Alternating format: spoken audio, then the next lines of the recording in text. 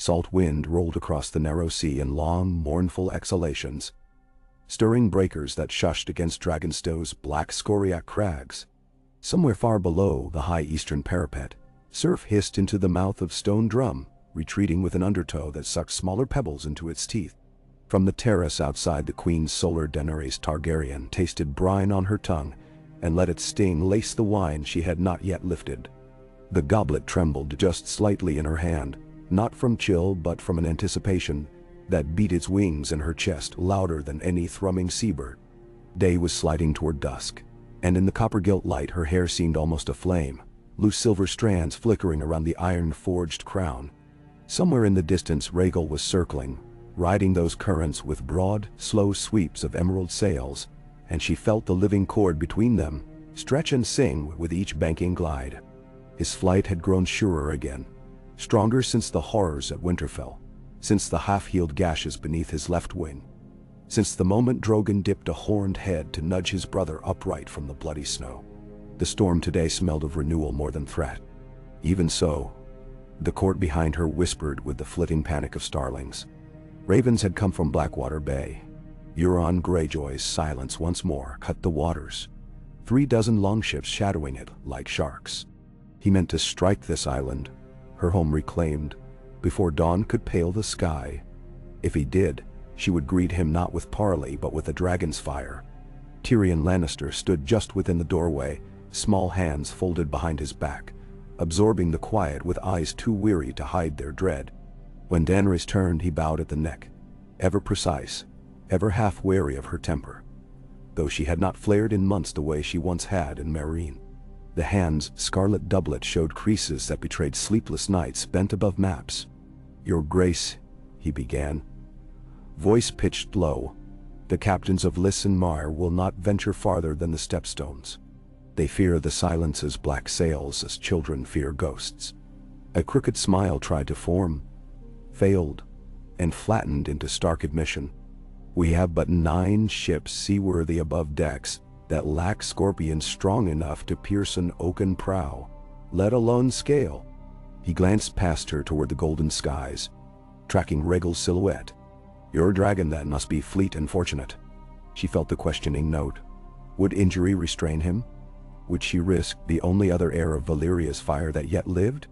Daenerys set the untouched goblet aside. "Rhaegal is fleet," she said softly, "and I have no faith in fortune, only in fire." She brushed past Tyrion toward the spiral stair, skirts whispering like waves. The hand followed, hurried, boots clicking upon each narrow rung, as though sound alone might argue caution into her. Downward they coiled into the belly of the keep, where damp torches licked smoke across hewn volcanic stone, and deep vibrations shivered through the walls. Rhaegal alighting atop the gallery outside the dragon yard, answering an unspoken call. Jon Snow met them in that vaulted corridor, hair still wet from the courtyard pump, dark curls plastered to his brow. Stormlight rimmed him in a glow like hammered steel. Ghost padded at his heels, red eyes bright in the dark. Jon's expression was half worry, half firm resolve that no counsel might blunt.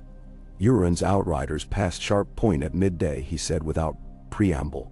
"Gendry's skiff barely slipped the cordon to bring word. We sail tonight, or we wait here to be besieged." Ghost tilted his head, muzzle wrinkling at the distant clang of chains, as the dragon handlers prepared harness and girth. Daenerys' pulse quickened. Even in injured, Rhaegal's hunger for flight bled into her bones when danger drew near.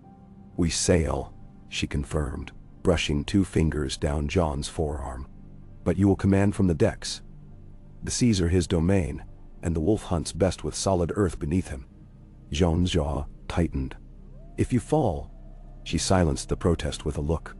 "If I fall, the realm has a king who has known nothing but sacrifice." Silence broadened between them. At last Jon nodded once, sharp as the snap of a banner in sudden gale. Then, wordless, he clasped her hand. For a breath, ghosts of snow-choked fields and crypt-lit vows hovered unspoken. But war seldom waits for tenderness to finish speaking. Footsteps echoed beyond. Ser Jorah in full plate. Missandei with furs folded for the queen's shoulders, grey worm helm in crook of elbow. Duty drew its circle. The moment passed, and Daenerys felt her skin settle into the tempered steel of command. Beyond the yawning archway lay the dragon yard, where molten twilight pooled between broken ramparts. Rhaegal crouched atop a bastion half swallowed by creeping ivy, wings mantled, eyes twin furnaces, steam roiling from nostrils. Scars mottled his olive and bronze hide, white ridges where undead talons once raked. Yet he exuded a restless vitality that answered something feral in her heart. She crossed the span of cracked pavers, the world's noise shrinking to dragon heartbeat. Chains slithered, buckles clicked, and the crew scattered aside as she laid a gentle palm to the warm plate at his neck. The great head dipped. One catty-slitted eye pinned her, an ember-querying windshift. She swung into the saddle, muscles remembering the aches of near ruin at Winterfell. This time the leather straps cinched secure across breast and thigh. Below, Tyrion shielded his face from loose gravel kicked up, as Rhaegal's wings unfolded in deliberate measured beats. Jon touched the hilt of Longclaw, silent promise, heavy in his gaze. Then sky lurched downward. Wind howled. Dragonstone's tower fell away beneath as they spiraled up through the evening blaze, cresting gull-swept currents, until the fortress shrank to a child's toy crouched on cliff. From that exalted height Daenerys gathered her company's meager fleet upon the turquoise plain.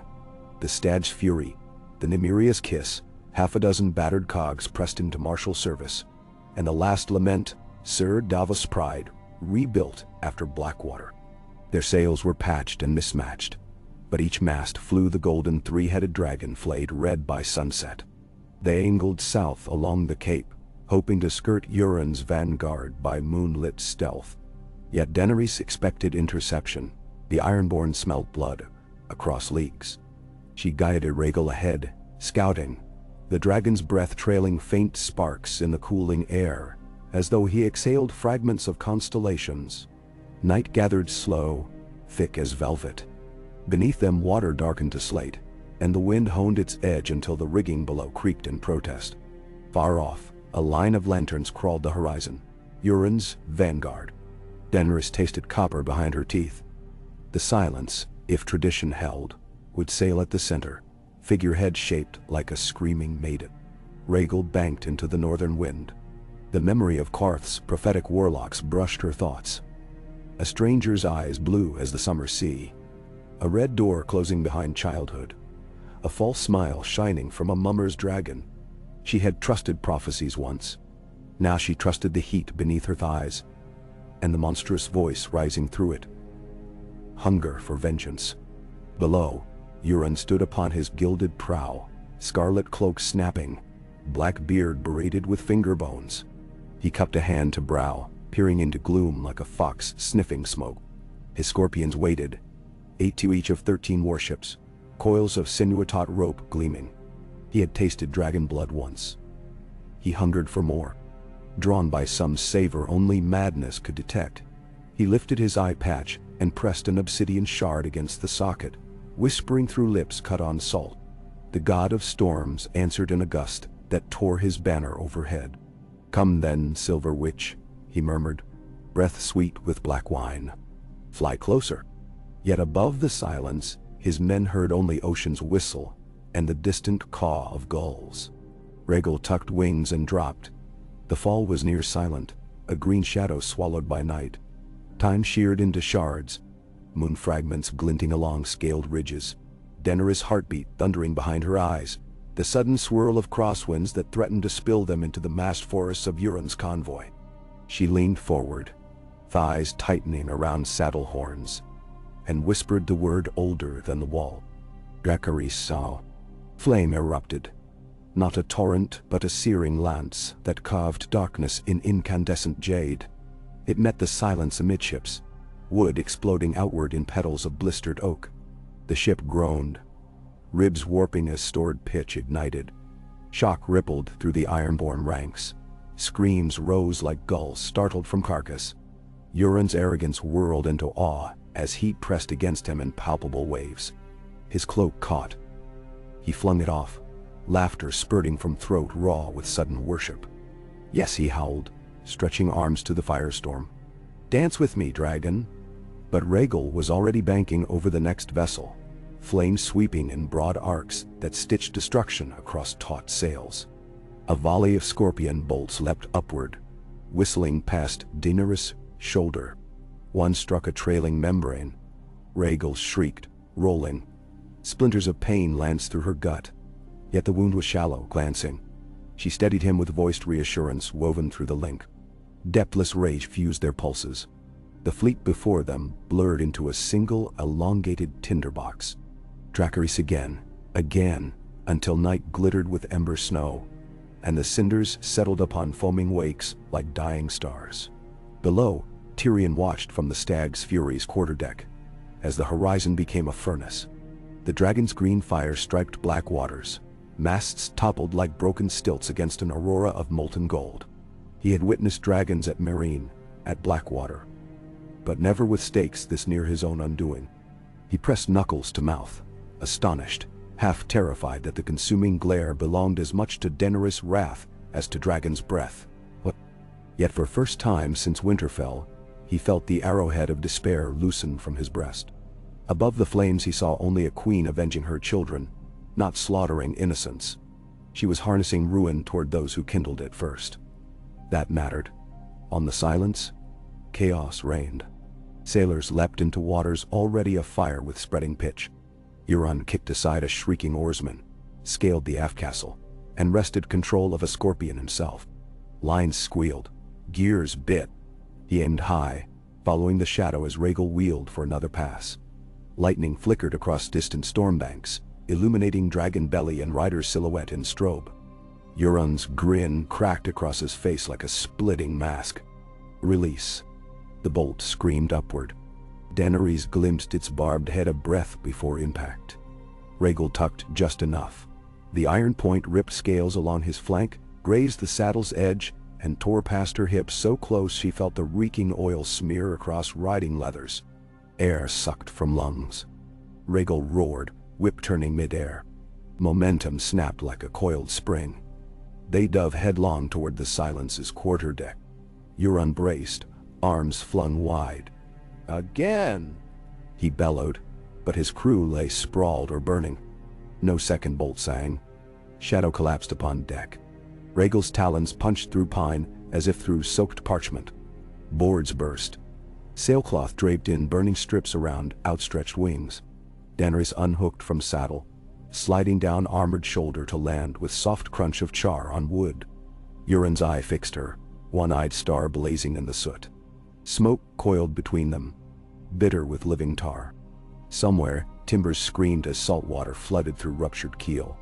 Yet the two figures remained, ringed by the dragon's broken scorpion and the madman's gloating audacity. Beautiful, Euron breathed, tilting head. Your fury, Queen of Ashes, is a song the drowned god forgot to teach me. He dripped sweat, blood, perhaps tears, hard to say in the glow. Daenerys felt Rhaegal behind her, rumbling, chest expanding with furnace heat as he prepared to immolate man and wreck. She raised a hand. Not yet. She stepped forward, armored cloak skimming scorched deck. The Iron Islands chose this fate when they crowned a butcher, she said, voice hoarse from smoke. Surrender and your men may live. Euron blinked, then laughed, free and wild as broken rigging whipping overhead. Surrender, when death courts us so sweetly. He kicked smashed timber aside and drew the long axe slung across his back, blade inscribed with runes of dead Valyria. Come claim your crown in blood and salt, Daenerys Stormborn. She did not draw steel. She simply twisted, her gaze sliding to Rhaegal. The dragon's pupils thinned to slivers of eclipsed sun night shy. Heat gusted outward, planks blistered, pitch bubbled to tarry tears. Euron's laughter stuttered into coughing as acrid smoke filled lungs. He charged anyway, axe overhead. The swing never completed. Rhaegal's jaws closed around man and haft alike, crunching bone and hardwood. There was one strangled gurgle, then Euron Greyjoy existed only as cinders swirling upon thermal drafts. The silence shuddered beneath them, dying. Water poured into her belly. Daenerys vaulted onto the dragon's foreleg. Wings unfurled. They leapt just as deck split, plunging stern first. In the updraft of sinking vessel, Rhaegal soared, embers spiraling in their wake. The remaining Ironborn ships broke formation. Some captured by conflagration, others turning rudders in blind flight. From the Stad's fury cheers drifted across waves, ragged, exultant, echoing through hollow sunken fear. Yet victory's taste proved tang of blood. High in the salt haze, Daenerys pressed a palm to Rhaegal's flank where seepage stained scales. He was breathing hard, each exhalation rattling through cracked chestplate. They angled toward Dragonstone, wings laboring. Twice she felt the uneven shudder of turbulence where none existed. A phantom limp he could not hide. She soothed him with Valyrian croons learned at birth's edge of a dead tongue. Behind, the sea burned long into midnight, marking horizon with a glowing scar. They landed upon Dragonstone's east yard just as towers told the hour. Jon and Sir Davos raced forward, faces uplifted in torchlight. Daenerys dismounted unsteadily, legs rubber from hours of wind buffeting. Jon braced her. She shook her head, pointed to Rhaegal. Maesters descended, with salves and long needles, threaded with golden catgut. The dragon allowed them near only by her command, eyes rolling white, until scent of boiled willow soothed him. Jon pressed bandage to Daenerys' grazed hip, fingers whisper light. "You turned the tide," he said, voice raw. She met his gaze, seeing reflection of flames still dancing in his pupils. "The war has not yet begun," she answered. But some burden eased along her shoulders. A weight shed to the deep along with Euron's charred boons. That night, the great hall filled with weary laughter, and the smell of roast mutton scarce enough for half. Sails tattered by scalding wind were repurposed as banners about the walls, each hole of victory's ragged kiss. Tyrion drank deep, eyes gleaming with crisp relief. Grey Worm lingered near stone columns, silent sentinel, while Missandei guided children of kitchen servants to a corner where minstrels plucked half-remembered tunes. For a fragile stretch of hours, Dragonstone lived not in dread, but in breath. Outside, waves washed charred spar and body upon black sand. The sea always takes its due. Daenerys watched from dais, throne empty behind her, fingers tracing the rim of goblet she still had not tasted. She drank in the living more than any wine. Yet, sleep eluded her. Long past the hall's hush, she climbed the stair to one of the weather towers, cloak trailing ember sparks from torch. The wind had freshened. Gulls cried in darkness like lost souls. Below on cliff ledge, Drogon slumbered, coil of shadow. He had refused to be left behind, but kept to guarding height rather than pillage ships, his brother claimed. Across courtyard Rhaegal rested, flanked by torches blue in salt air. Maester Gerardis had stitched his wound, poultice steamed beneath linen strips. She extended her mind, brushing his thoughts. Pain but fierce pride thrumming through marrow. A resonance like twin hearts beating in echo.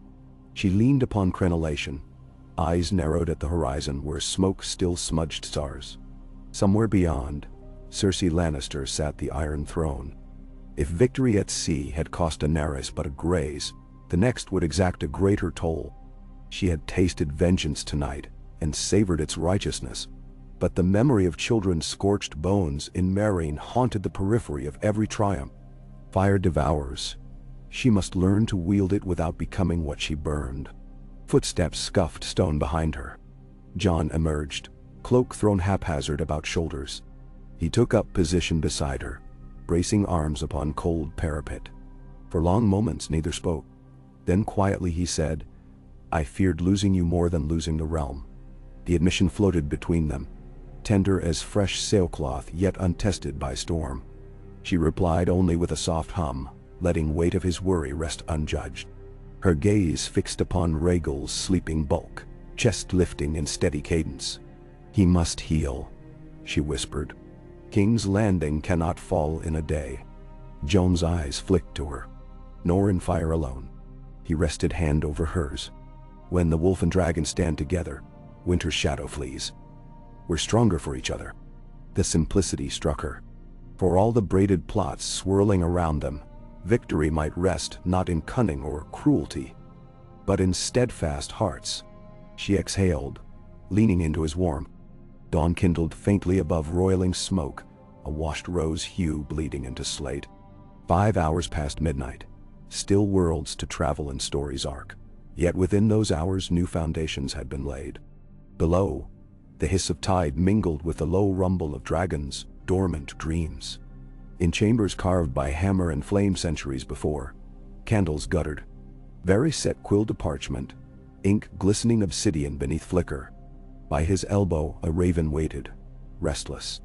He had watched from ramparts, whispering appearances to those who trafficked secrets. Now the spider considered what Rhaegal's survival meant. Fire preserved often burns brighter. Tomorrow he would counsel caution. Already he composed letters to Storm's End and Highgarden, hinting that the Targaryen queen held skies while Cersei clutched only crumbling masonry. Alliances tilt with fortune's scales. Rhaegal's roar tonight had tipped them. In a ruined holdfast along Blackwater shores, Sandor Clegane dragged a half-drowned crewman from the surf and, cursing, demanded wine as payment. He had little love for queens or kings, but less for ironborn reavers, who had once tried to slit his throat for helm alone. Flames from wreckage licked night, painting his scarred cheek molten. Somewhere inside his chest, hatred for his brother burned hotter. Fire was no longer only enemy, it was tool, promise, perhaps path. He turned west toward King's Landing, purpose clanging heavier with each step. Dawn eventually broke, pale gold easing across Dragonstone's basalt teeth. Rhaegal raised his head to greet it, eyes reflecting sunrise. Pain lingered, but so did triumph. Daenerys stood by his forelimb, palm pressed to scale, whispering lullabies from languages dead. The war for the Iron Throne remained a storm on distant horizon, but one of its fiercest winds had been stilled. For a moment she allowed herself to imagine future dawns unburdened by iron crowns, dawns of rebuilding broken kingdoms, of laughter in Summerhall's gardens, of dragons wheeling above orchards heavy with fruit. She allowed, yet did not cling. Such luxuries were seeds to be sown after fields of war were cleared. Behind her, the castle stirred awake. Hammers echoed as shipwrights began reforging spars scavenged from battlefield waters. Maesters unrolled scrolls listing lords willing to bend knee. Now that Euron's terror lay beneath the waves, Tyrion donned fresh doublet and prepared words to sway hearts that feared dragons yet loathed lions more. Jon strapped sword and oversaw drills in the yard, Ghost pacing with watchful eyes. Stories intersected like threads across a tapestry still on loom. And high above, currents carried scent of burning oak to rookeries as far as Gulltown. Ravens took wing, messages tied in haste. While King's Landing waited behind walls, a rumor was already striding before armies. The Dragon Queen had slain the Kraken with a single surviving son of Valyria, a sign old gods and new had not abandoned her cause. Some whispered that fire itself had chosen its mistress. Others that doom walked hand in hand with a silver-haired conqueror. Daenerys traced the air before Rhaegal's muzzle, then pressed brow to warm scale. 5 heartbeats passed, breath and breeze became one. At last, she stepped back, shoulders squaring beneath cloak that smelt of smoke and sea. "Rest," she said, voice steady as tide. "The world will be waiting when you wake." The dragon's eyelids drooped, great form settled. She turned toward Keep, and the day's unavoidable decisions, every footfall echoing with the memory of deckboards cracking under heat. Her enemies would learn soon enough. As long as dragons drew breath, their queen would not relent. But the fire she wielded tonight had a new shape, tempered by need, guided by purpose, freed from the blind fury that once consumed slavers and prophets alike. Rhaegal's survival had offered more than a weapon. It had offered a reflection of her own resilience. And resilience, unlike fear, could build as well as destroy.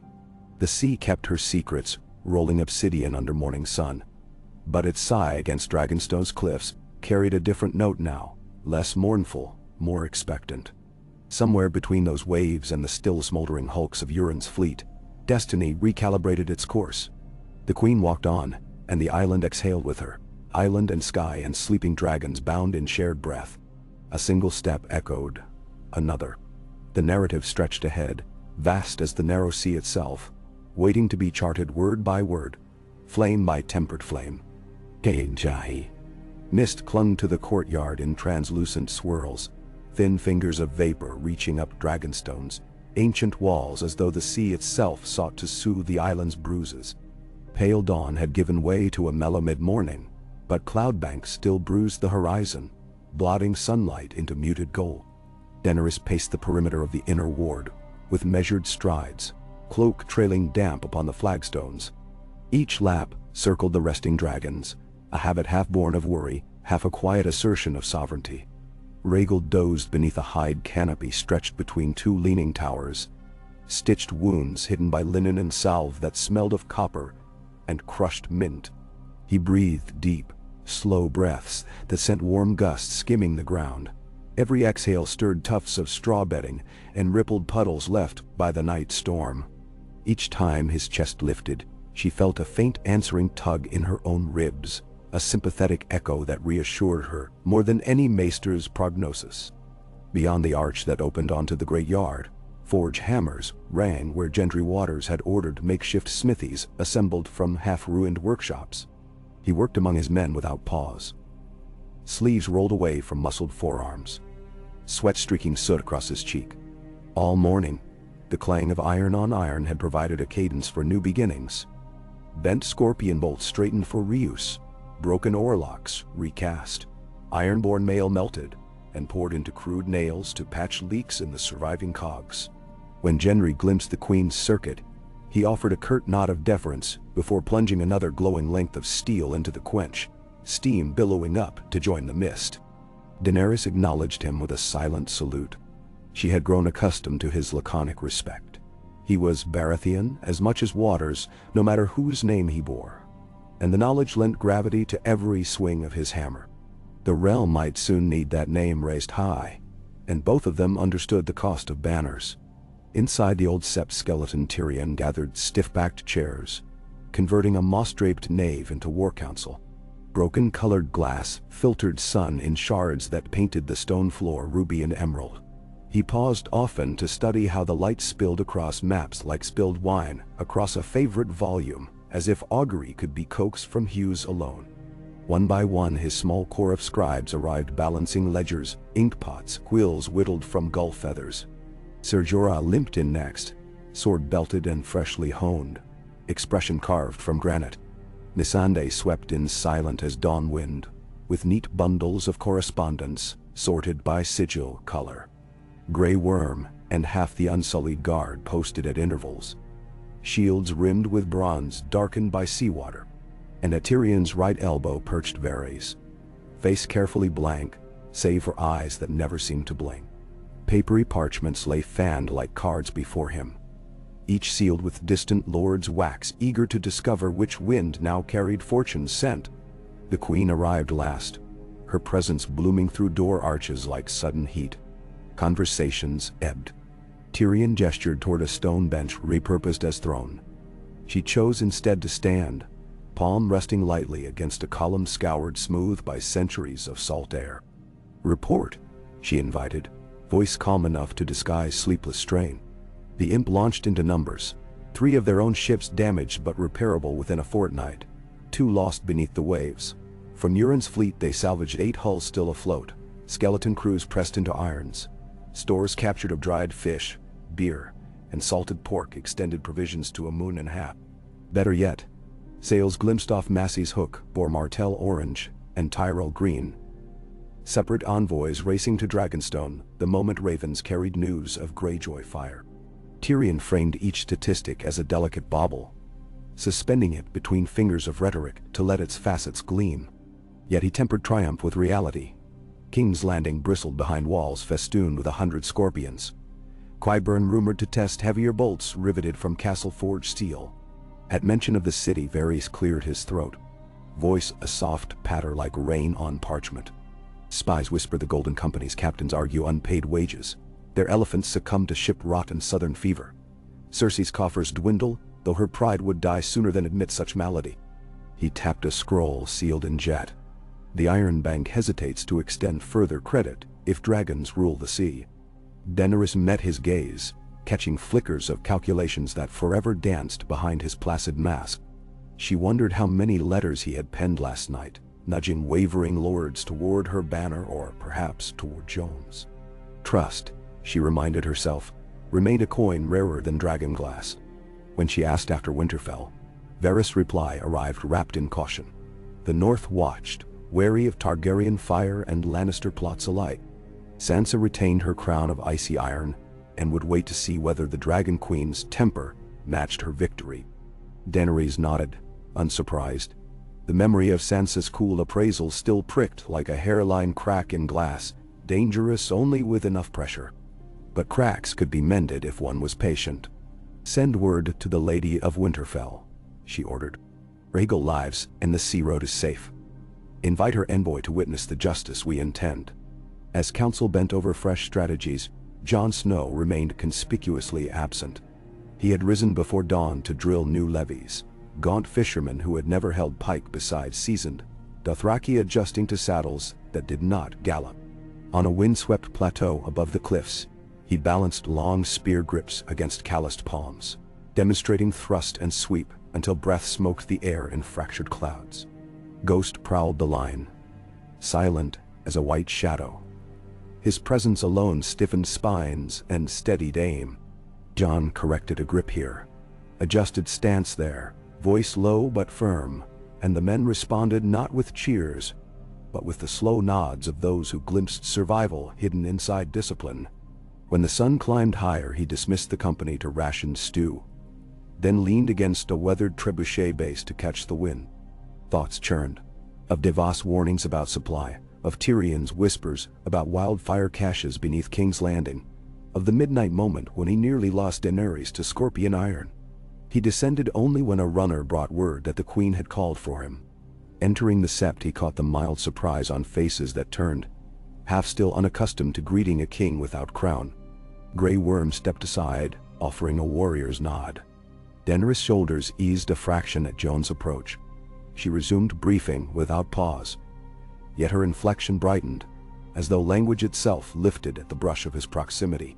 He listened as Tyrion laid out 3 potential approaches: direct assault, prolonged siege, or blockade choking all trade into Blackwater Bay. Arguments ricocheted. Ser Jorah favored ground siege accompanied by limited dragon strikes. He trusted shields more than flaming skies after watching Scorpions punch holes at Winterfell. Grey Worm urged immediate breach before Cersei could stock more wildfire. Varys preferred blockade, starve the city, no needless bloodshed. Tyrion balanced them on rhetorical scales. Jon spoke when the noise settled.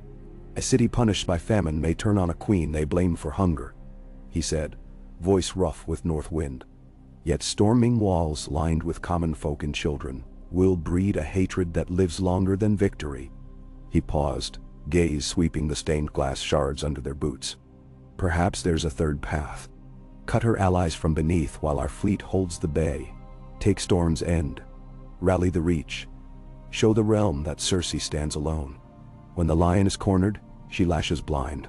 But when the jungle falls silent around her, she feels fangs closing." Silence followed. One by one, heads tilted, weighing. Tyrion's brows climbed in grudging admiration. Daenerys regarded Jon, dawnlight carving a halo through her silver hair. "Storm's End," she repeated quietly, tasting the notion. It would place them close yet, not committed to burning a capital's heart. She inclined her chin. "Prepare a plan." Before council adjourned, Missandei offered a final missive. The Iron Islands themselves had erupted into civil unrest at word of Euron's death. Yara Greyjoy had seized Pike's Great Keep after a night assault, declaring for Daenerys and promising ships the moment winter storms relented. Daenerys granted a smile, small but genuine. A kraken might bow yet. Later, while Tyrion scribbled revised supply charts, Daenerys visited the Dragon Yard again to watch Rhaegal's bandages changed. Maester Gerardis muttered approvals. The wound bled clean, membranes knitting. Drogon brooded nearby, nostrils flaring each time cloth peeled away, protective instincts coiled taut under black scales. The Queen approached Drogon first, whispering soft Valyrian, stroking the ridge above his eye where heat shimmered. He rumbled, a thunder too deep to be captured by ear alone. Assured, she crossed to Rhaegal and laid fingertips to his neck. Through the bond, she felt ambient aches, but also a pulse of satisfaction. as if the dragon relished the pain because it sang of survival and victory. She breathed with him, inhaling the scent of ash and meadowgrass buried under oils. "Soon," she promised. He flicked forked tongue across cracked lip in answer. Twilight approached on hushfoot as the day's labors wound down. On the western parapets, Gilly's boy Sam toddled after the ravens kept by old Maester Wolken, laughter threading the chill air. Far below, boats ferried salvage ashore, charred barrels of lamp oil, bundles of pine spars, even a half-scorched figurehead carved like open-mouthed kraken. The Dothraki horsemen wagered on how long the wood would burn once dried. But amid all enterprise, there lingered a palpable tension, like the air before thunder. Everyone sensed war's next verse writing itself just beyond the page. That evening Daenerys dined privately with Jon, in a narrow tower chamber, overlooking the sea. Candlelight danced on tapestries faded to ghost color. They shared a plain meal: barley soup, stale bread revived by herbs, a slender fillet of cod seared in butter hoarded from the kitchens. No servants remained after pouring Dornish white. Outside, wind rattled shutters. For a stretch they ate without words. Their quiet comfort more intimate than heat of flesh. When hunger eased, Jon set his spoon aside. "In the north," he said, fingers lacing atop table, "we bind two pieces of broken iron by heating them to red and pounding them together until they're one. Only the hammer's blows and the fire's heat make the joint strong." He lifted dark eyes to her. "What we began last night was fire. The blows will come in days ahead. We must still be whole when they end." She studied him, candle flame mirrored in amethyst gaze. "Do you fear the fire will consume me again?" The question bared thorns. Jon considered, then shook his head. "I saw you spare those who leapt from burning decks. The woman who raised Astapor would have incinerated every ship, every man, until the bay boiled dry." His voice softened. "You've learned to choose your targets." She exhaled. Restraint came dearly. Her thoughts flickered to Meereen, to pyramids and collars, and crucified masters. Jon reached across table to cover her hand. All lessons worth keeping cost pain. For a moment his thumb brushed the inside of her wrist, where pulse drummed, and the world narrowed to that small, perfect contact. Night deepened, their conversation drifted to strategy. Brain and heart braided. Jon's instinct for ground troop morale, Daenerys' experience with siege logistics, both tempered by Tyrion's cunning. They agreed that securing Storm's End would deprive Cersei of grain and shatter illusion of invincibility, but only if won with minimal blood. Daenerys resolved to fly above the garrison, demand surrender from a position of undeniable might, no torching of towns. Jon would lead landing forces to seize gates if parley failed.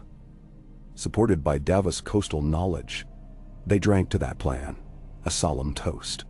Hours later, after table cleared, after the hush of parted footsteps on spiral stair, Daenerys stood alone by the casement. Moonlight silvered the chop of waves. Far across dark water King's Landing surely flickered with lanterns of anxious watchmen. She imagined Cersei pacing marble floors, fingernails tapping at armrest, rage fermenting in stifled hush. The thought should have tasted sweet, but instead felt distant, diluted by the memory of children starved in siege. She would break the wheel, she told herself. Wheels did not break by crushing peasants caught beneath. Strategy had to change, not merely leaders.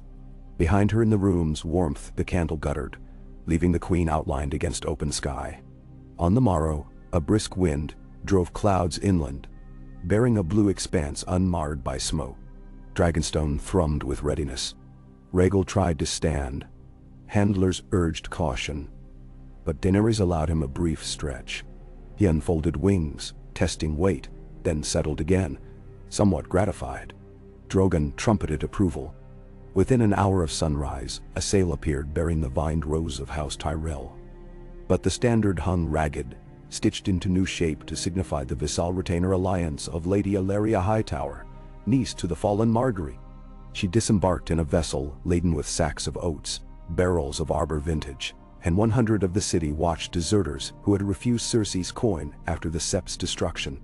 Daenerys welcomed her on the wharf, exchanging grasp of wrists that drew startled murmur from onlookers, unused to queens greeting lesser ladies as equals. Illyria brought news. The Reach's lesser houses, weary of Lannister taxes and sellsword garrisons, were ready to bend knee if harvest routes secured. Daenerys entrusted her to Tyrion's guidance in provisioning the fleet. That same tide washed in Martell banners. Prince Quentin's younger sister, Princess Maria, brought frigates bearing citrus, copper ingots, and Dornish spearmen hardened by border raids.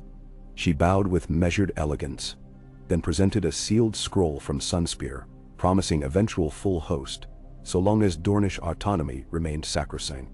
Daenerys pledged it so. The princess departed satisfied to tour ramparts.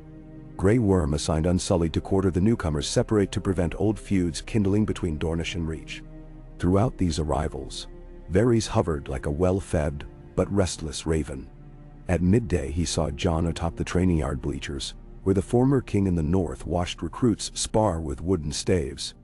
Varys rested plump hands upon his belly. "You inspire them," he said without greeting. Jon did not glance away from the ring. "They need skill, more than inspiration." Varys' mouth curved. "Skill without loyalty wavers. Loyalty without legitimacy shatters at first blow." His gaze slid across Jon's shoulders. "Your birth grants you both. One day the realm may demand you shoulder it." Jon's voice cooled. "That's a burden I never sought. As true kings seldom do," Varys replied, folding arms. "But you may yet be called, should fire burn out of control." Jon turned then, gray eyes stone. "Daenerys sings a different song now. She needs faith, not doubts whispered like poison." Varys bowed, a courtly dip heavy with ambiguity. "I pray you are right, my lord. For the sake of all." Afternoon saw salvage crews haul scuttled cannon from Silence's corpse, using blockhand tackle to drag blackened scorpion frames up a shingled cove. Gendry inspected the twisted metal, assessing possibility of reforging into light chariot axles. Iron-born prisoners, meanwhile, were herded beneath decks of a captured longship rechristened Justice. Davos took their surrender oaths personally, offering a choice: labor in shipyards for sentence of 5 years or rot in cells until war ended. Most chose hammers and saws. In the kitchens, hot broth bubbled in cauldrons fragrant with bay leaves. Supplies drawn from Tyrell ships meant second helpings for once. Podrick sang snatches of bawdy hedge night ballads to amuse scullions, while Brienne supervised distribution, her stern presence ensuring lads did not filch extra salted meat. Above, candles flickered along drafty halls, where Samwell Tarly catalogued scrolls recovered from Euron's officers. Nautical charts, ciphered correspondence hinting at clandestine pact between Greyjoy and sellsword admirals. Sam's quill scratched for hours, excitement mounting as he pieced shipping lanes that might yet smuggle wildfire to King's Landing. He resolved to bring findings to Tyrion at once. That night storms rolled in again, thunder stitched by lightning that made Dragonstone's turrets flare like monstrous torches. Rain hammered slate roofs, sluicing through gargoyle mouths carved by Valyrian artisans centuries dead. In the library, Tyrion, Sam, and Davos pored over dampened charts, while candles danced in gusty drafts. Sam explained how certain symbols matched ancient smuggler codes for hidden coves along the Windwater, perfect for discreet wildfire deliveries. Davos muttered curses, recalling barter runs through those coves in younger days. Tyrion seized the idea, pondering dispatching small detachments to intercept shipments. He even considered bribing local fisherfolk to serve as eyes. In Thunder's momentary hush, quills resumed their frantic scribble. Elsewhere on the island, Arya Stark arrived unannounced, slipping past outer guards with ease born of faceless tutelage. She found Sandor in the stables, brushing his warhorse Stranger, both surprised yet unsurprised by the Uther's presence. Their greeting was brief, words edged like honed blades, but warmth glinting beneath. Sandor grunted about stolen chickens and damned politics. Arya mentioned rumors of Cersei's new secret weapon, a monstrous crossbow big as a house, capable of hurling a bolt the width of a man's torso. They agreed to share such tidings with the Queen come morning. For now both craved stew and a dry corner away from wet dogs. Morning broke cleaner, the storm's anger spent. Council reconvened. Arya's and Sam's news braided into one chilling tapestry. wildfire shipments and Sea-Slayer scorpions, all converging on the capital. Daenerys listened, fingers steepled, expression unreadable. When Tyrion recommended covert raids to destroy supply caches, she approved without hesitation. Arya volunteered to lead infiltration. Sandor snorted but ultimately agreed to accompany, smiting any lions encountered. Grey Worm would allocate unsullied scouts. Jon pressed a hand to Arya's forearm in quiet blessing. Her answering smirk promised mischief more than safety. Before the council dismissed, a page breathless from Sprint delivered another raven. Sansa accepted invitation, sending Maester Walken with 2 sworn shields as embassy. She requested safe conduct through Crownlands and guarantee her men be allowed observation of all proceedings. Daenerys granted both. She tucked letter into sleeve, mind racing. Bridging distrust with Stark's sister could cement North allegiance. Tyrion, reading same letter, concealed a smile. Alliances forged by correspondence often outlasted those forged by steel. Preparation for Storm's end commenced in earnest. Davos charted tidal windows for landing craft. Gendry oversaw Fletcher's fashioning new arrows tipped in dragonglass as token of caution against whatever dark arts Qyburn pursued. Dothraki riders scouted Rainwood trails, leaving in pairs to avoid ambush. Rhaegal graduated from canopy to open courtyard where he stretched under noonday sun. Drogon flanked him like a silent guardian. Hands coated his scales with balm of smoked fish oil and crushed pearl, remedy for high dryness. Children stole glimpses from windows, awed by emerald wings gleaming in light. Their squeals of delight drifted to higher turrets, softening grim faces of soldiers. 3 days later, banners unfurled from Dragonstone's walls, snapping in sea gust. A striped array representing new coalition.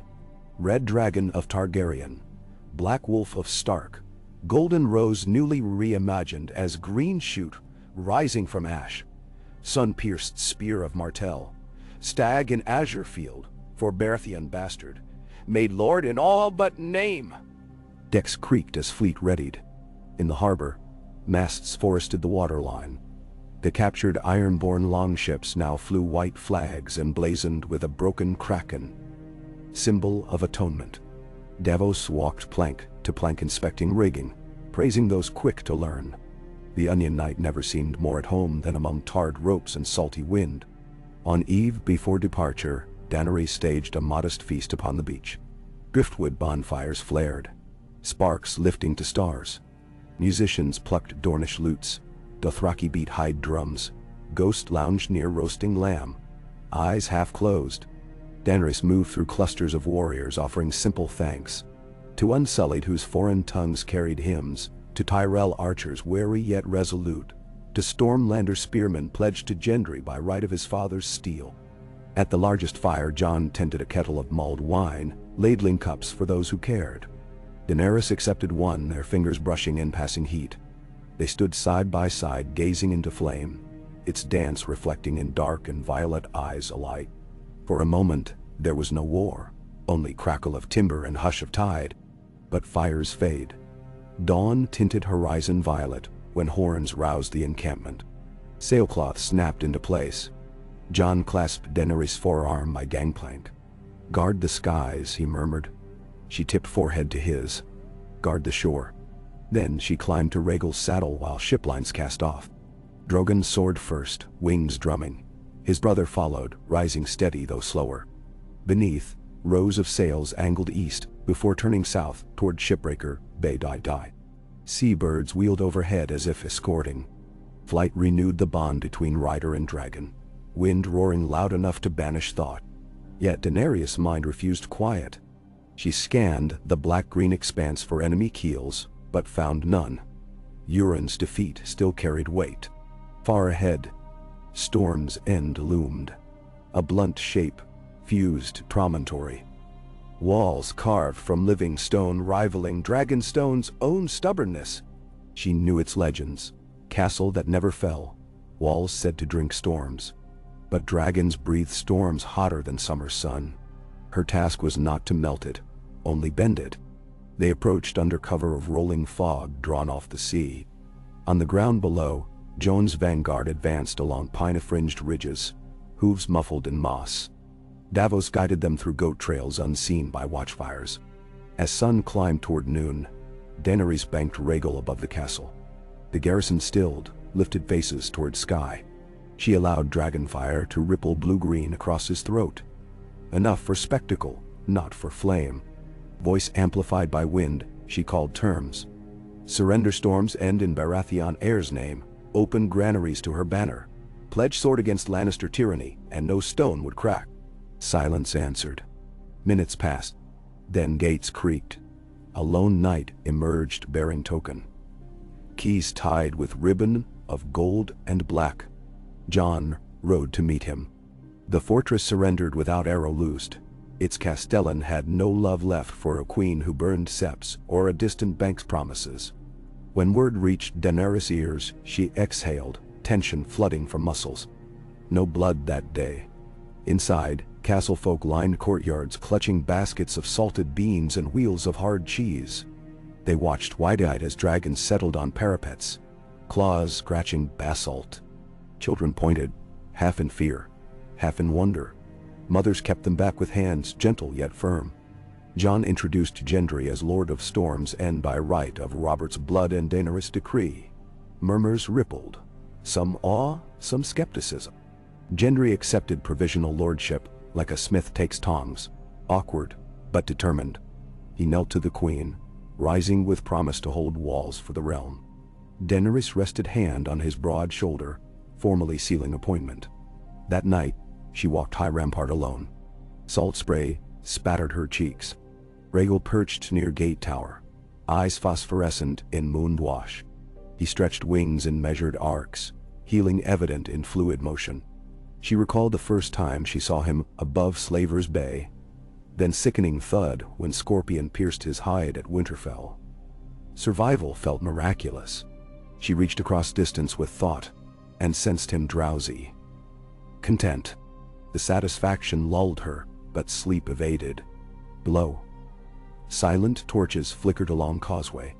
Somewhere inside the keep Tyrion and Varys drafted letters announcing Baratheon restoration, while Sam prepared ravens bearing news of bloodless conquest. Miles away in the Red Keep, news did not travel so gently. At Blackwater Gate, Cersei received scrolls with hands that trembled only when alone. Euron's death she had half expected. Mad men live by dice. But Storm's End's fall cut deeper. Her last loyal foothold beyond the capital gone. She flung goblet at map table, wine splattering lines of supply like spilled lifeblood. Qyburn hovered, half bowing, half tensing to flee. My queen, we have contingencies. She eyed him with fury bright as wildfire. Bring me them. He hurried out to fetch vials of viridian chemical, plans for scorpions the size of siege towers, rumors of sellsword crackpot devices. In secret, Cersei wrote letters to Euron's last captains, promising gold beyond measure if they struck Dragonstone. She penned illusions on parchment, because illusions were all that remained. Back at Storm's End, Dawn found Daenerys gathering small retinue for progress through the Rainwood, intent on pressing villages to her cause. Jon insisted on escort.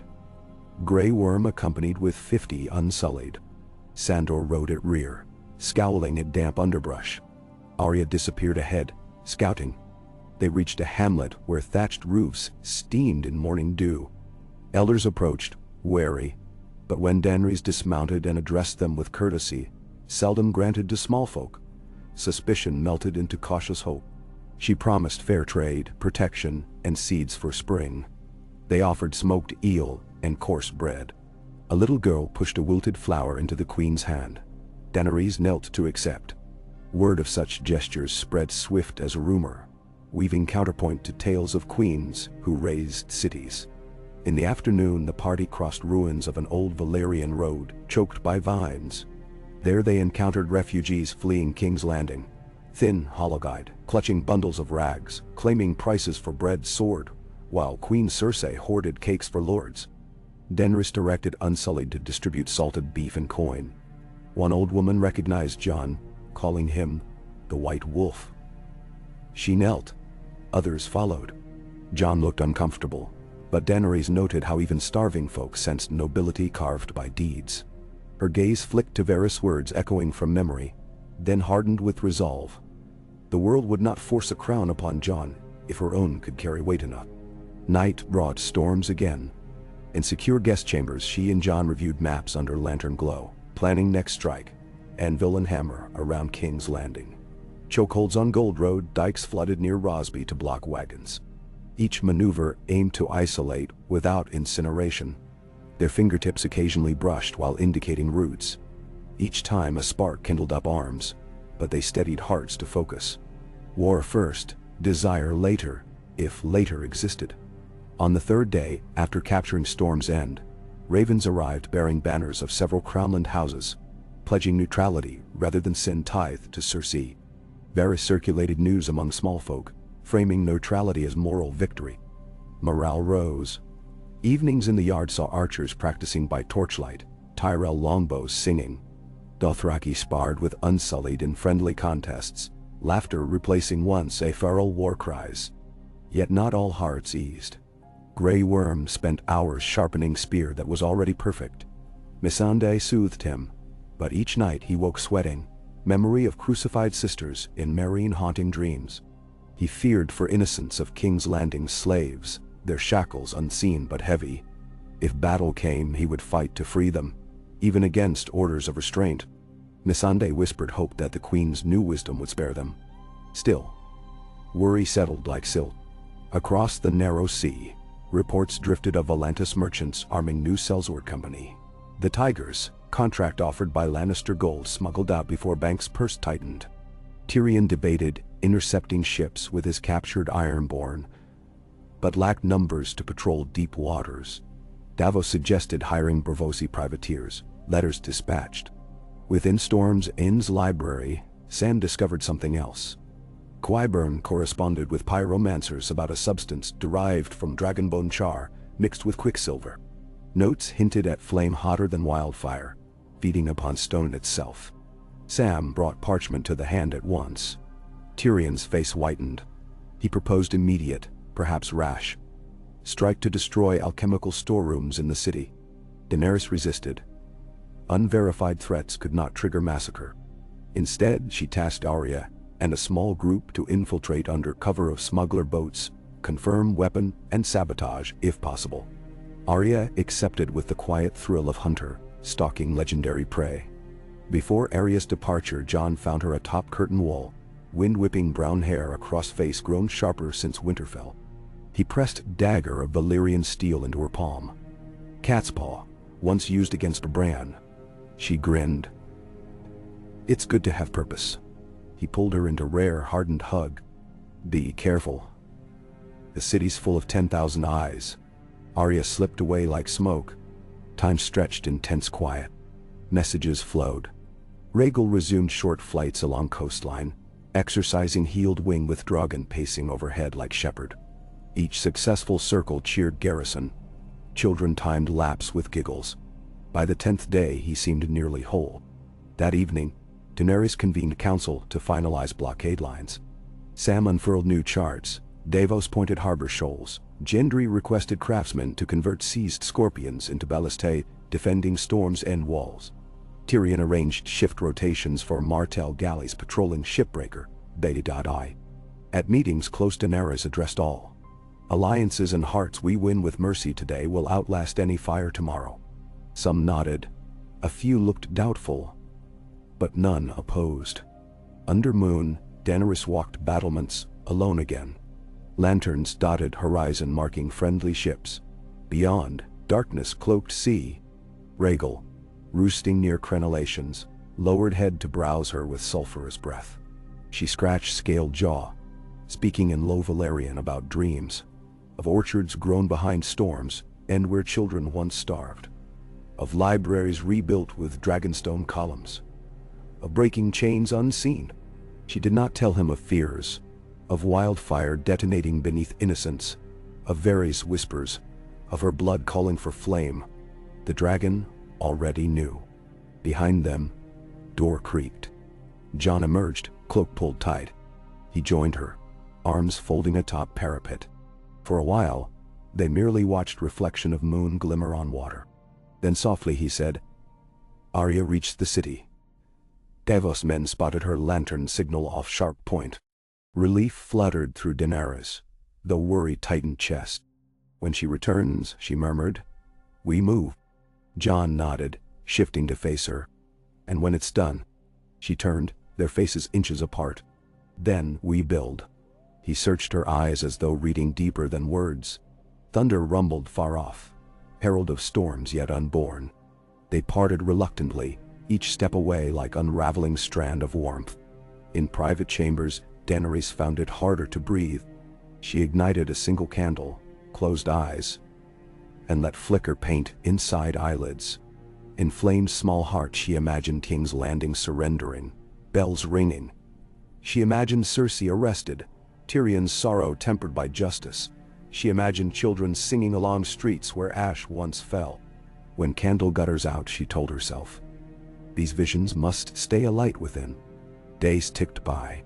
Supply lines strengthened. Refugees streamed through storms and gates, fed and given shelter. Rumors of the Dragon Queen's kindness began outweighing fears of her dragons. Varys-insured bards carried such tales to every hearth. Tyrion drafted proclamations promising grain tariffs lowered, taxes shortened for war widows. Gendry oversaw repairs to Rainwood roads with captured Ironborn labor, supervised by Stormlander masons. Slowly, quietly, Realm's heart began to tilt. One midnight, Arya returned, slipping into storms, and wearing guard cloak, stained with city sewer grime. She led a limping horse bearing 2 bulging sacks. She summoned Queen and Council in candlelit crypt to speak. Her report chilled marrow. Wildfire indeed amassed beneath Flea Bottom, racked in clay pots. Qyburn's new compound stored in black irons beneath Guildhall of Alchemists. Worse, Cersei planned a trap, feigning surrender only to ignite city once enemy breached gates, flames guided by secret tunnels to engulf advancing troops. Arya produced crude map glimpsed in Qyburn's study. She slit throats of 2 pyromancers to obtain it. Sandor confirmed city gates garrisoned by desperate men, but small folk whispered revolt. Silence settled. Grey Worm's jaw clenched, mind measuring casualties. Davos' face twisted in remembered fires of Blackwater. Tyrion closed eyes as though swallowing poison. Finally Daenerys spoke, voice ironclad. "Then we cannot give her the chance."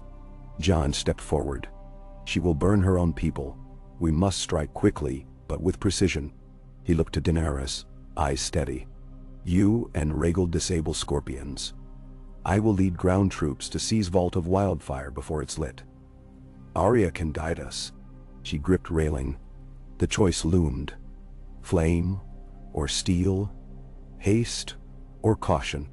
Her mind sifted possibilities like sand through fingers until pattern formed. Dragons above, wolves below, snakes and roses holding lines. It might work if fate proved merciful. She turned to Council. "Prepare. We sail at week's end." And though dread lurked beneath stern resolve, a spark of fierce hope flared, a hope not of conquest alone, but of salvation. From tyrants, from old shadows that once ruled her own rage. She would fly into heart of threat, not to unleash destruction but to choke it before it bloomed. The war for the realm's soul balanced upon that intention. Before dawn, she visited dragons again.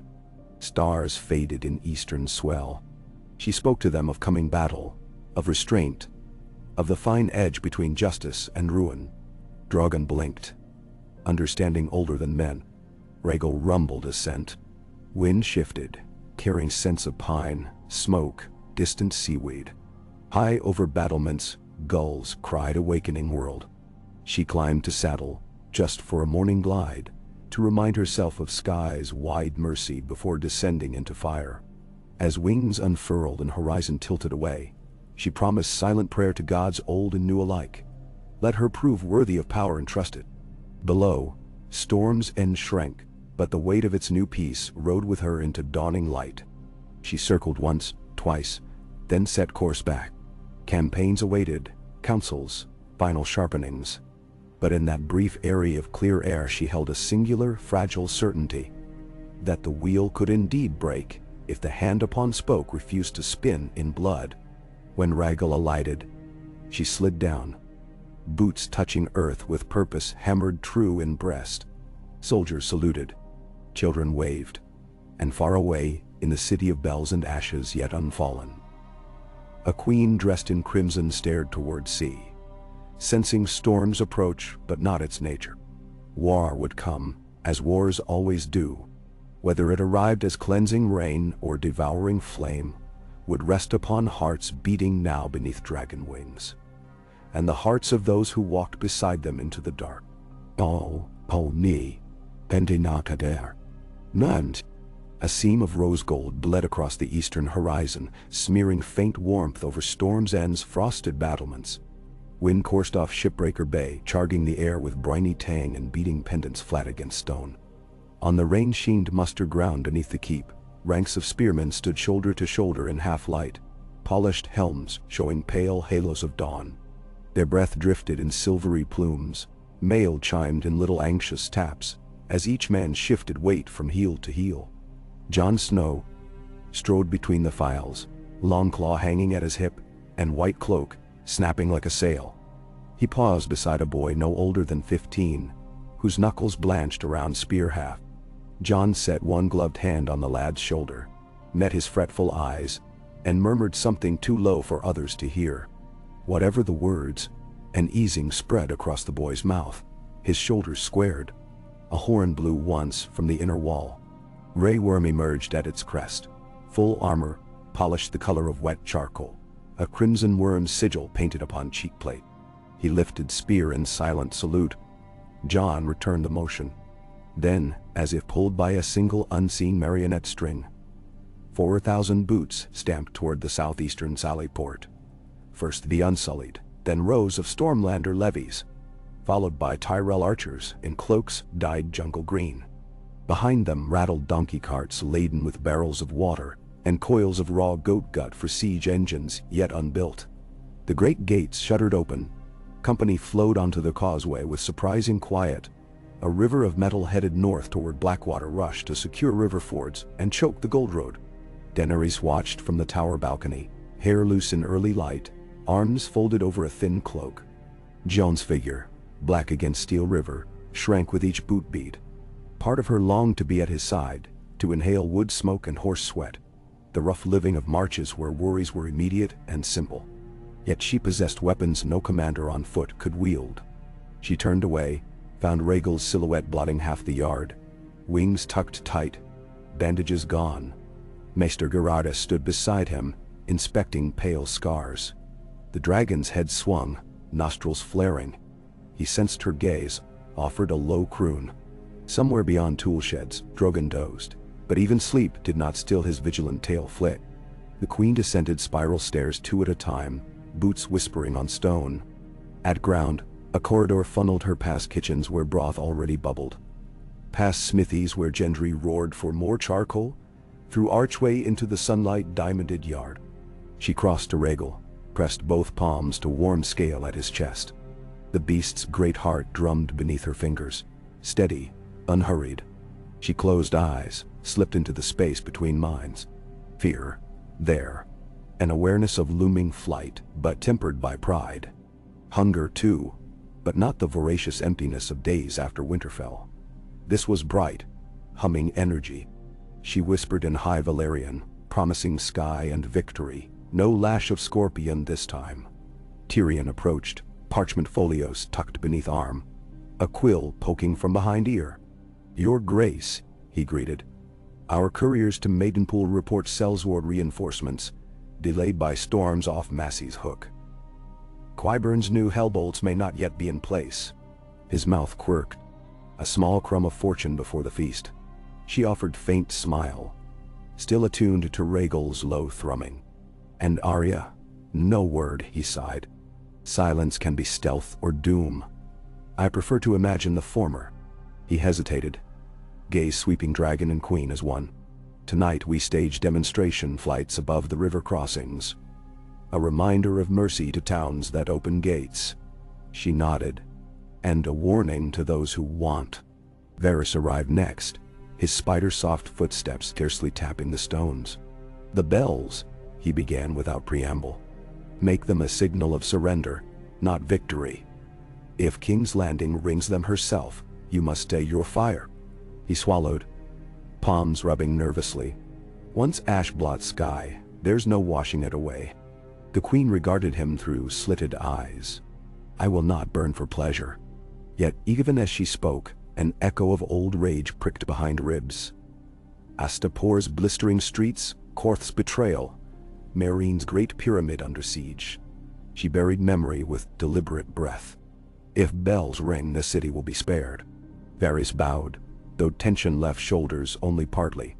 By noon, courier ravens winged from Storm's End in every direction, bearing proclamations sealed with sigils of dragon and crowned stag. House Baratheon restored under Gendry storm. Rights to small folk reaffirmed. Tithes halved should they stand beneath Targaryen banner. Tyrion's careful phrasing promised not simply a changing of crowns, but a rebirth of just governance. He sanded each parchment, letting wax cool while dictating next lines for scribes.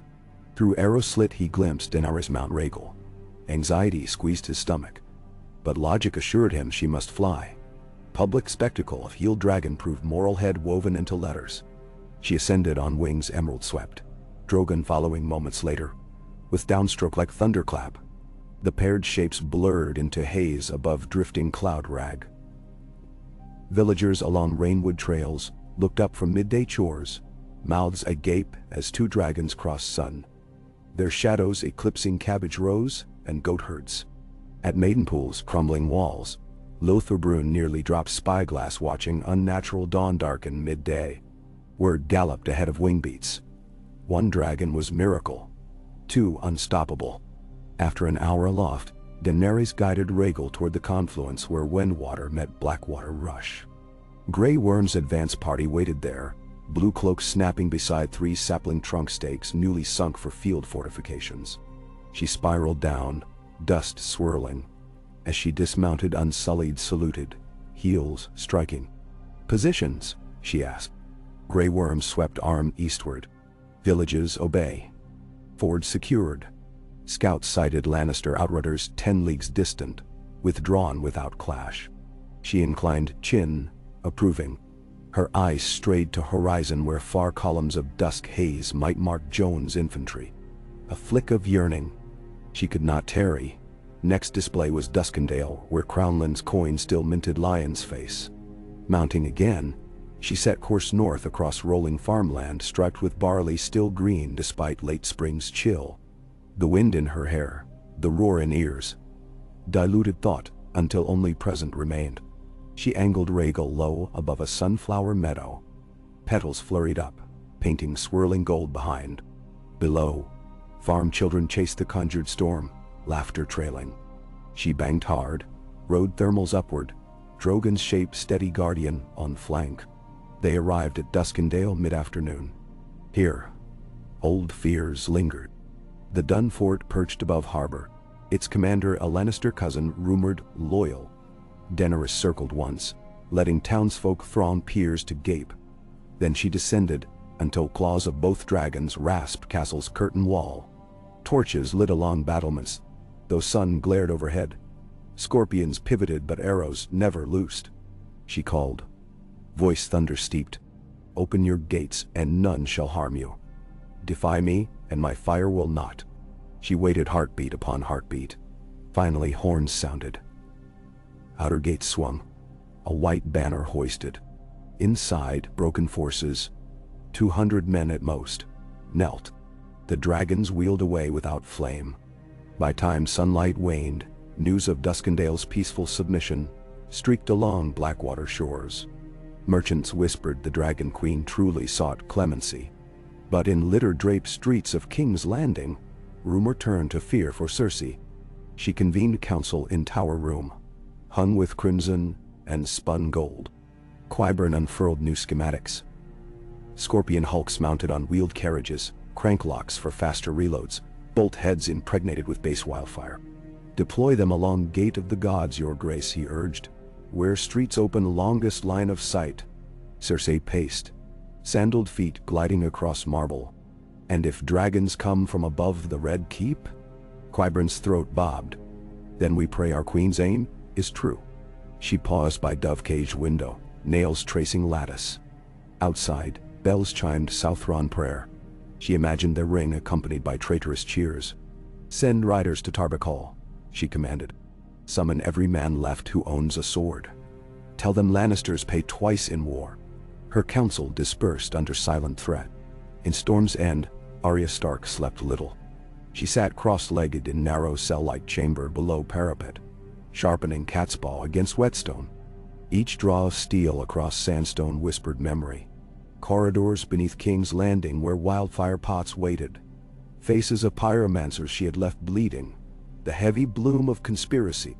Elsewhere in Keep, Sandor drank from skin of sour red, eyeing her doorway. He would not let her slip away alone again. She expected as much. Clegane hate for Lannisters burned hotter than his fear of fire these days, though he'd never admit it.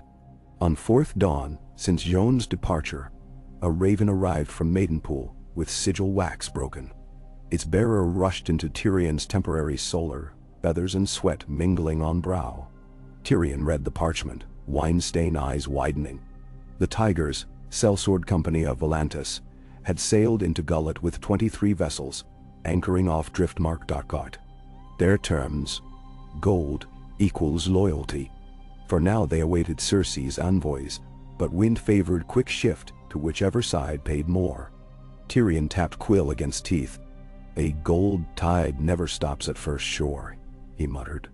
He penned urgent letter to Braavos envoys, offering double if sail today. A risk, yet cheaper than letting Lannister coffers buy foreign blades. By then, Jon's column reached the outskirts of Hayford. A once sleepy holdfast guarding King's Road approached to capital. Its gates, ringed by fruit trees in bloom, opened to him without contest. The Castellan remembered Robert and his laugh echoing through vaulted hall, and he knelt before the king's bastard as readily as before a crowned prince. Jon left small garrison behind, pressed onto encampment less than 10 miles from capital walls. Tents sprung up like mushrooms after rain across gentle hills, most lanterns dark to keep numbers hidden.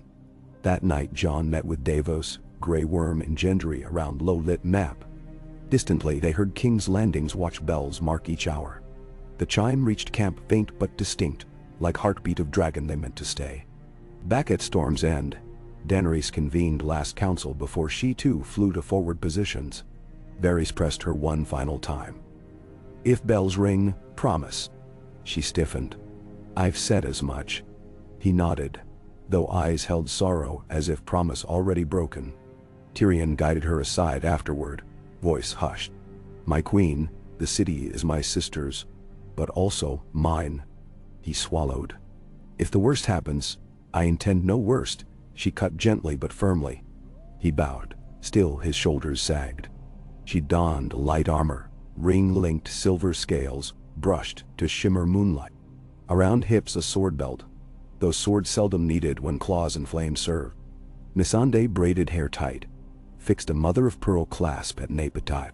"You are not alone," the Nethi woman whispered. Fingers lingered. Daenerys smiled, warmth glowing. She strode into courtyard where both dragons crouched. Rhaegal lowered head. Drogon snuffed impatience.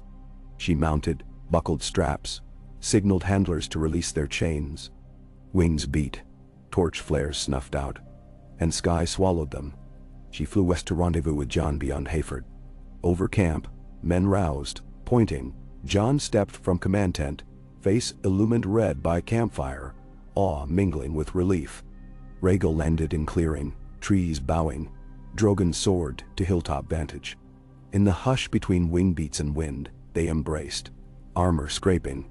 No words, union of breath enough. When parted, Jon briefed. Scouts found hidden wildfire caches north of Mudgate. Arya's map proved true. They debated infiltration teams, target coordinates. Sam, arriving winded, produced parchment from Qyburn's ledger indicating flues beneath Sept ruins still linked to tunnels, potential backdoor into vault. Jon wanted paired squads of unsullied and barge-borne smuggler crew guided by Davos to slip upriver at dusk, sabotage green jars. Daenerys agreed. She would strike gate scorpions simultaneously, using only brimstone breath to slag iron. avoiding houses behind. Camp stirred all night. Quiet, purposeful bustle. Horses watered, ballista ropes oiled, Dothraki blades honed. Casements in distant city glowed or winked out. Somewhere inside those walls, a lioness plotted. Before dawn's edge, Daenerys met Arya at riverbank. The girl, lean in black leathers, presented a folded piece of linen, a face.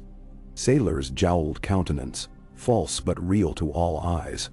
"Entry," Arya said. "Nightman on Mudgate rotates just after moonset." Daenerys nodded, uncertain whether to feel awe or alarm. "Be swift." Arya's grin flashed. "I'm a shadow, your grace." She vanished into reeds, Sandor following, muttering. Jon saw Daenerys to Rhaegal again. He cupped hand to her cheek. "Remember," he said, "our goal is the bells." She pressed lips to his gloved knuckle. "If they ring, we end." She released him, pulled goggles over eyes, signaled flight. Gray-blue twilight unrolled as they climbed. Ahead lay Blackwater Bay, its waters lacquered like tarnished pewter. King's Landing sprawled along shoreline. Stubbled mass of rooftops, walls bristling with wooden arms of scorpions. To north, the Red Keep jutted, slender towers clutching sky. Thick with tension, Daenerys guided Drogon, who rejoined, and Rhaegal into Cloud Bank that glided like cloak over city's early colors. She slowed breathing, harness straps creaking, mind clearing to single directive: destroy war machines, spare people. She felt Rhaegal's understanding. He would burn iron, not flesh. Below, on outer ramparts by Lion Gate, Cersei's gunners turned cranks, loaded thick-shafted bolts tipped in green-laced steel. Captain Balder blinked at lowering clouds. "Storm's early," he muttered. Lightning flickered inside gray. Too bright, too brief. A shape ripped out, Drogon descending, jaws parting. He exhaled an incandescent torrent that burned white-hot. Scorpion arms wilted, bolts exploded. Heat met wildfire reagent, igniting plume of emerald orange that incinerated crew. Yet wallstones shielded houses behind. Screens burst, horns blew. The dragon rose, leaving molten metal raining sparks. Simultaneously, Rhaegal dropped on Gate of the Gods, tearing through ballista row.kite. Daenerys sensed his left wing jar as bolt grazed trailing edge. Pain flared across her ribs, but he kept course, unleashing controlled cone of flame that slagged next scorpion before pivoting to avoid civilian structures. Roof tiles vitrified, adjacent cobbles cracked. Twice she shouted cease in Valyrian, and he obeyed, heat leaving mere scorch, not inferno. Inside the city, panic erupted. Yet not all souls fled. In Flea Bottom, citizens paused, ears straining, faces upturned. No dragonfire reigned here. Only distant thunder of treated iron melting. Some cried prayers, others made sign of mother's arms. Beneath Red Keep, Cersei stared across courtyard as reports flurried. Outer gates compromised but walls intact. Wildfire stores still secure. Enemy infantry approaching. But slowly, banners of Stark Baratheon, Martell mingled. She clenched wine cups so hard stems snapped. "Release the captives," she ordered Pain. "Chain them to scorpion frames. Dragon may think again." But outside Mudgate, no dragons hovered. Instead, rowboats skimmed through marsh reeds toward culvert hidden beneath quay. Davos guided first craft, muffled oars whispering. Behind crouched unsullied sappers with clay bombs of damp sand and pitch. Arya, wearing jowled sailor visage, perched at bow de Unwai. They slipped into darkness, silence broken only by water-lapping stone. The tunnel stank of rotten fish and rusted chains, ceiling just high enough to crouch row. Torches bobbed on far platform, 2 guards. Arya gestured. Sandor rose in second craft, hefted axe. Davos knifed water to drift hulls closer. At 10 strides, Arya leapt, cat's paw glinting phantom. Guard barely gasped before throat opened. Sandor's axe fell second in single crunch. Boats nosed in. Unsullied spilled, fanning out. They found stacked jars luminous with faint green swirl. Wildfire. A river of death awaiting spark. The commander, Valar, produced parchment with pyromancer sigils. Ignite charcloth when ready to flee.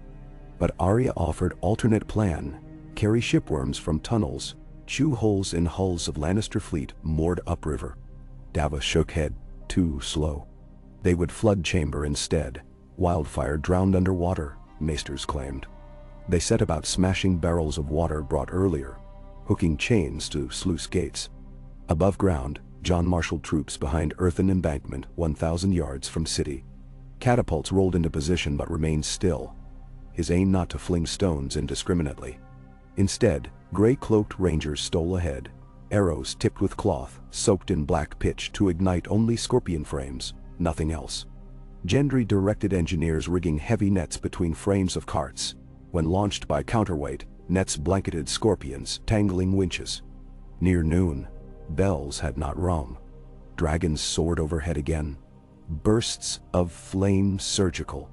But on inner wall, Qyburn's new monstrosity waited. A tower crane bearing a spear the width of a sapling, wound with green-soaked rope. Crew cranked, mechanism groaned. Hissing steam vented, some alchemical contraption. They aimed at Rhaegal as he banked to fire on arrow slits. String released with terrifying twang, bolt streak. It clipped, rear hip. Rhaegal screamed. Daenerys' abdomen flared with empathic pain. She jerked reins, pulling him up. Bolt lodged shallow but bled. Worse, second crane swiveled. Drogon saw, dove, smashed talons through wooden tower, snapping iron frame. Contraption toppled outward, crushing scorpion crews along wall, flame swallowing debris. Yet wound hindered, Rhaegal. He beat wings, drifting southeast, smoke leaking from nostrils in ragged puffs. Daenerys guided him behind Aegon's Hill out of sight, landing on deserted granary roof. She slid free, yanked rags from saddlebag, stuffed wound. He shuddered, but venom of pain receded. She stroked muzzle. Steady, my heart. Beneath, townsfolk huddled behind doors, eyes shining with fear. She called down. Stay inside. The dragon will not harm you. Glass shutter cracked open. Small boy peered, saw Queen tending beast, and his terror eased to wonder. While she bound Rhaegal, Arya's team triggered sluice. Underground, water gushed, swirling green jars to clatter against columns. Some cracked. Thin tendrils of fire licked out, then extinguished in flood. Level rose fast, black with algae and oil, smothering fuse lines. Valar signaled retreat. Unsullied filed into boats. As they slipped away, muffled boom rattled tunnel. One jar burst under pressure, belching flame across water's surface. Davos cursed, rowing harder as heat skimmed behind like dragon's breath. At mouth, they emerged under arch-spewing steam. Sandor doused stray sparks that kissed cloak. They had done enough. Wildfire, though not wholly destroyed, diluted beyond detonation.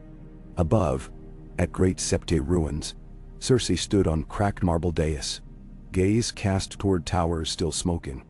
Thunder of distant catapults reached her ears, nets tangling, scorpions snapping. Her control unraveled. She spun on Qyburn. Light it. Detonate every cache along river. If dragon wants fire, we give it. Qyburn faltered. News of flooded vault not yet delivered. Your grace, I? She slapped him, ring-cutting flesh. Do it. He stumbled away. On outer wall, guards saw unsullied wave white banners at crossroads beyond river. Then came sound they dreaded, horns of Stark army rolling forward. Yet they marched slow, shields high, not charging. Jon advanced between banners, blade sheathed. He called across moat, ring the bells, surrender. No more need die. His voice carried improbably far, as if wind willed it. Some gold cloaks shifted, knuckles whitening. Captain Parker swallowed. His family lived in Flea Bottom. He turned, gestured upward to bell tower's rope, just within wall. Conflict raged in his breast. Queen's wrath behind. Dragon ahead. At last he grabbed rope, yanked. Bell clanged, twice, thrice, the sound rolling across city like great iron heartbeat. Elsewhere, other bells took up cry. Tower of the Hand, Sept of Baelor's shattered stump. Daenerys heard them as she mounted again, deep peals reverberating through ribs, echoing oath she'd sworn. Relief flooded. She guided Rhaegal into sky, intending to signal Drogon to land. On rampart, Jon exhaled, shoulders sinking. Unsullied halted. Within streets, small folk emerged bewildered. Hopeful. Inside Red Keep, Cersei froze. Bells. Traitorous bells. Her face contorted. Dread. Fury. Denial. She turned on mountain-shaped Sir Gregor. Dar. Bring me the hand's rope. We silence them. But sound now too loud. Unstoppable. She backed to window, eyes shining with manic glitter. Fine, she hissed. If they think victory theirs, let them choke on it.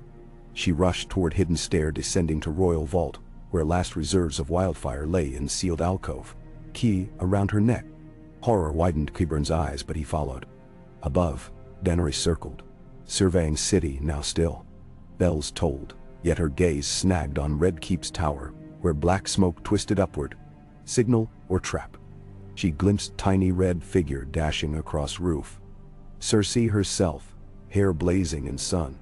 The hatred seated at Dragon Pit, watered by Missandei's death, sprouted anew, curling like thorn around heart. She felt rage scorch, but bells tolled on, reminder. She banked away, wings pulling air with heavy wash, focusing on open fields beyond walls, where hostages and scorpions smoldered. She could end it here. Land, accept surrender. Then a second plume erupted at city's center. Vile green flame column punching sky. Wildfire, though diluted, found pockets still potent, ignited by spark unknown. The blast rocked quarter. Roof timbers hurled skyward, screams shredding air. Daenerys' nostrils filled with burning juniper rot stench. Bells stuttered as tower housing clappers collapsed. Panic churned. From heights she saw children burned, mothers fleeing, houses aflame. A snarl tore her throat. Cersei's doing. Bells could not protect if Queen sought to murder her own people. Fury surged, ancient as doom of Valyria. She clenched reins, Rhaegal sensed. Yet memory of Jon's hand on hers flickered, restraint. She swiveled gaze to bank west of city, where fields empty. No innocence. If she turned her wrath on Red Keep alone, she could decapitate monster without raising hive. She angled dragons toward fortress. Drogon joined, matching roar. They arrowed down, flame coiled already in throats. But as they descended, scorpion bolt fired from tower. They had missed one. Hurtled at Drogon's neck. He veered. Bolt scraped scale, deflected. Yet danger sharpened Queen's focus. Every tower bristled. She would need precision. In streets below, Arya and Sandor emerged from postern, hearing explosion. Sandor scowled skyward. Bloody green fire again. Arya stared at Red Keep just as Dragon's dove, her mouth tightened. Cersei's still there. Sandor grunted. I have unfinished business. They parted. He to ascend keep, she to shepherd panicked folk away. Jon saw blast from field. Dread, hammered. He spurred horse, galloped across fortified ditch into city. Grey Worm racing beside. They reached gatehouse, now opened by capitulation. Inside, gold cloaks thrown weapons aside, but unsullied still advanced, spears steady, faces blank. Above, dragons shrieked. Jon bellowed to Grey Worm. Hold them. Grey Worm hesitated. Then sound of second explosion deeper inside shook walls. Something snapped in him, memory of Nath beaches running red. He barked command in Valyrian. Unsullied surged. Jon shouted but tied past him, spear points glinting. Daenerys leveled Rhaegal into steep climb. Drogon flanking, until they hovered above Red Keep's highest tower. She inhaled, sensing hot core within chest. She pictured only Cersei, Qyburn, the mountain. She opened mouth, not wide sweeping breath, but narrowed stream, aimed at tower crown. Fire raked stone, glass, marble. It melted crenellations, licked down facade. Inside, halls filled with smoke as furnishings ignited. Gregor Clegane shoved Queen toward lower-level stair, cloak aflame. Qyburn swatted but perished when ceiling beam collapsed. Cersei stumbled through arch, coughing. Outside, scorpions swiveled, strings drawn by desperate men. Drogon answered with blast across parapet, sending crews tumbling. Rhaegal did same from opposite flank. Yet explosions elsewhere continued, chains of wildfire pockets igniting where Cersei's partisans, in panic, had attempted sabotage. Flames licked through slums already tinder.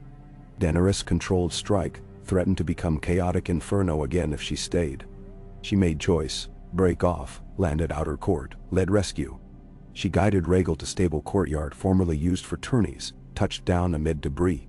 Dust billowed. She dismounted, unsheathed Aurak from saddle rig. Light curved. She sprinted toward palace entrance, crackling with flame. Inside corridor, Lannister guards stumbled through smoke, one charged, spear leveled. She parried, butt stroke to helm, left him staggering. Another saw her and dropped weapon, too fearful to fight. She passed. Higher up, Sandor and Gregor met on grand stair. It played as whispered in prophecy. Firestorm outside. Clegane brothers face to face. Sandor's sword hissed free. Gregor tilted head, red eyes behind helm slits. Silent except rasp of inhuman breath. Arya found stair base. Saw pair. Recognized futility of aiding. The Hound wished this alone. She turned, heading after Cersei. Daenerys climbed side corridor, seeking Queen, guided by noise of collapse. On terrace overlooking bay, she found Cersei cornered by Arya, cat's paw glinting under soot-choked sky. Cersei's gown singed, diadem askew, expression flickering between disdain and terror. Arya's stance taut, the moment poised on knife point. Daenerys stepped onto terrace. Bell clangs distant, muffled. She lifted palm. Arya, dart too. The girl's blade wavered.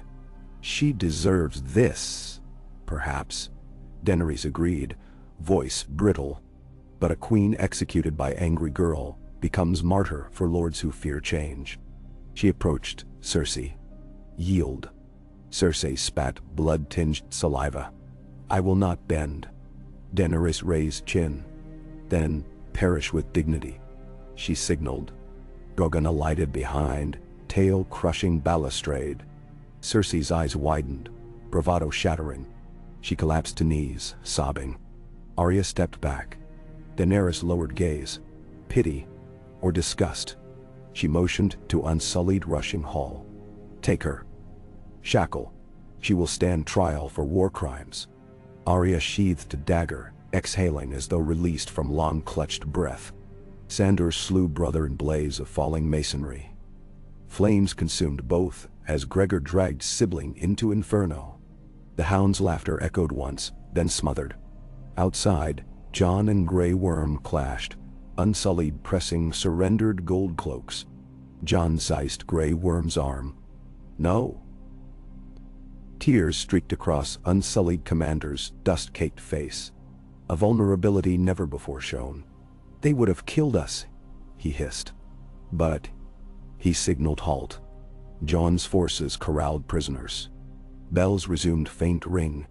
By dusk, fires burned but no longer raged. Dothraki and city folk formed bucket lines, passing water. Dragons lofted above hissing roofs, beating wings to suffocate flames. Rhaegal tired, yet persisted.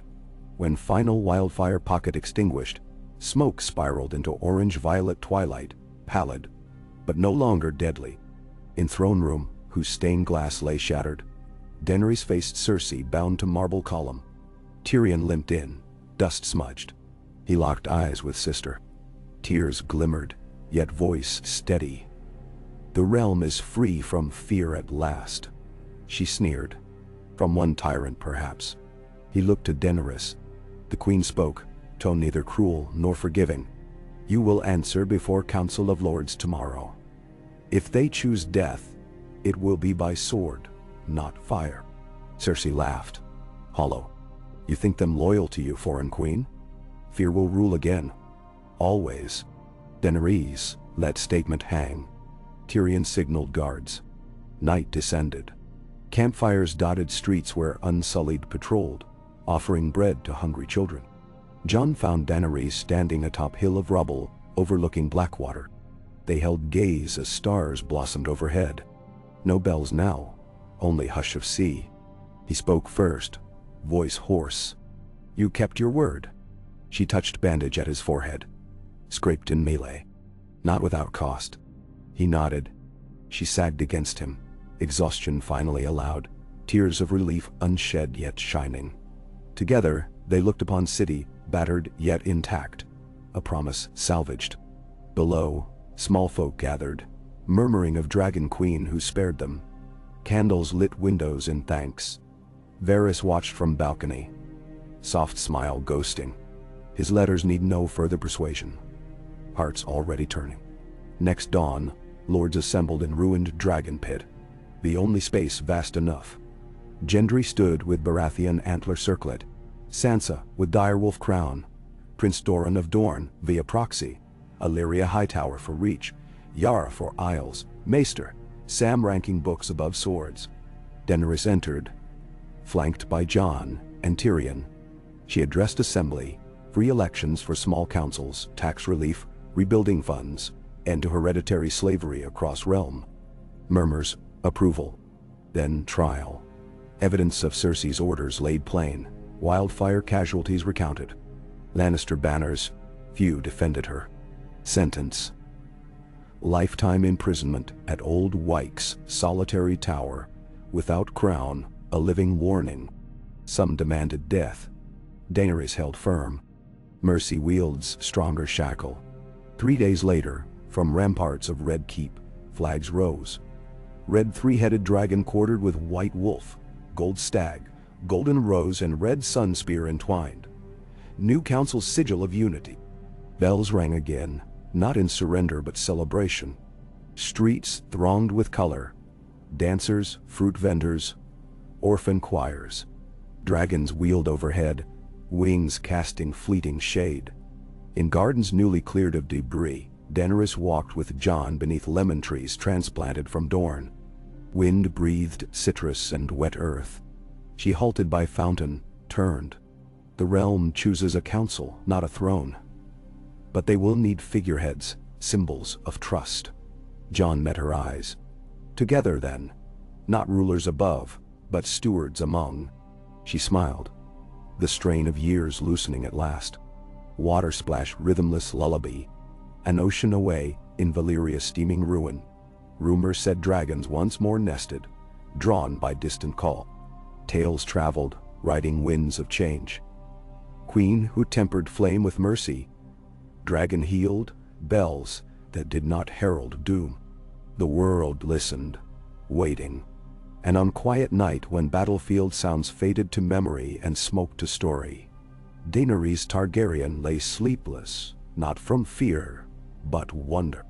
Rhaegal nested on tower, healed wing folded. Drogon roosted on broken sept spire turned perch. Realms unbalanced for centuries trembled towards something new. She pressed palm over heart, felt beat strong, measured, answered by distant dragon pulse. She thought of every step that led here. From red wastes, through slaver chains, across narrow sea of doubt, and for first time allowed herself simple, unguarded smile. Far below, blacksmiths hammered melted scorpion iron into plowshares. Children sketched dragons in soot across wall, adding crown of flowers rather than iron. Bells tolled not for war but hour of supper. And in flickering lamplight of reconstructed library, Sam recorded these days, careful of ink, certain that songs of mercy were worth preserving louder than songs of conquest. From above, night sky spread endless and unburdened. 2 dragons glided beyond battlements, emerald and obsidian shapes against constellation quilt. They banked, turned toward open plain beyond city. Winds carried echo of their combined roar across fields and rivers, not as signal of dread but proclamation of survival. People paused to listen, heads tipped upward, and in that shared pause found wonder again. The wheel had not shattered in single blow. Rather spoke by spoke, tyranny loosened. Yet standing upon broken hub, Daenerys glimpsed the outline of new mechanism built on consent, tempered by memory of flame. She exhaled, tasting salt and ash and dawn on tongue.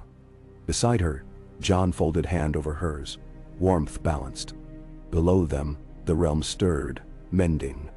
Peace, like dragons, required care and watchfulness.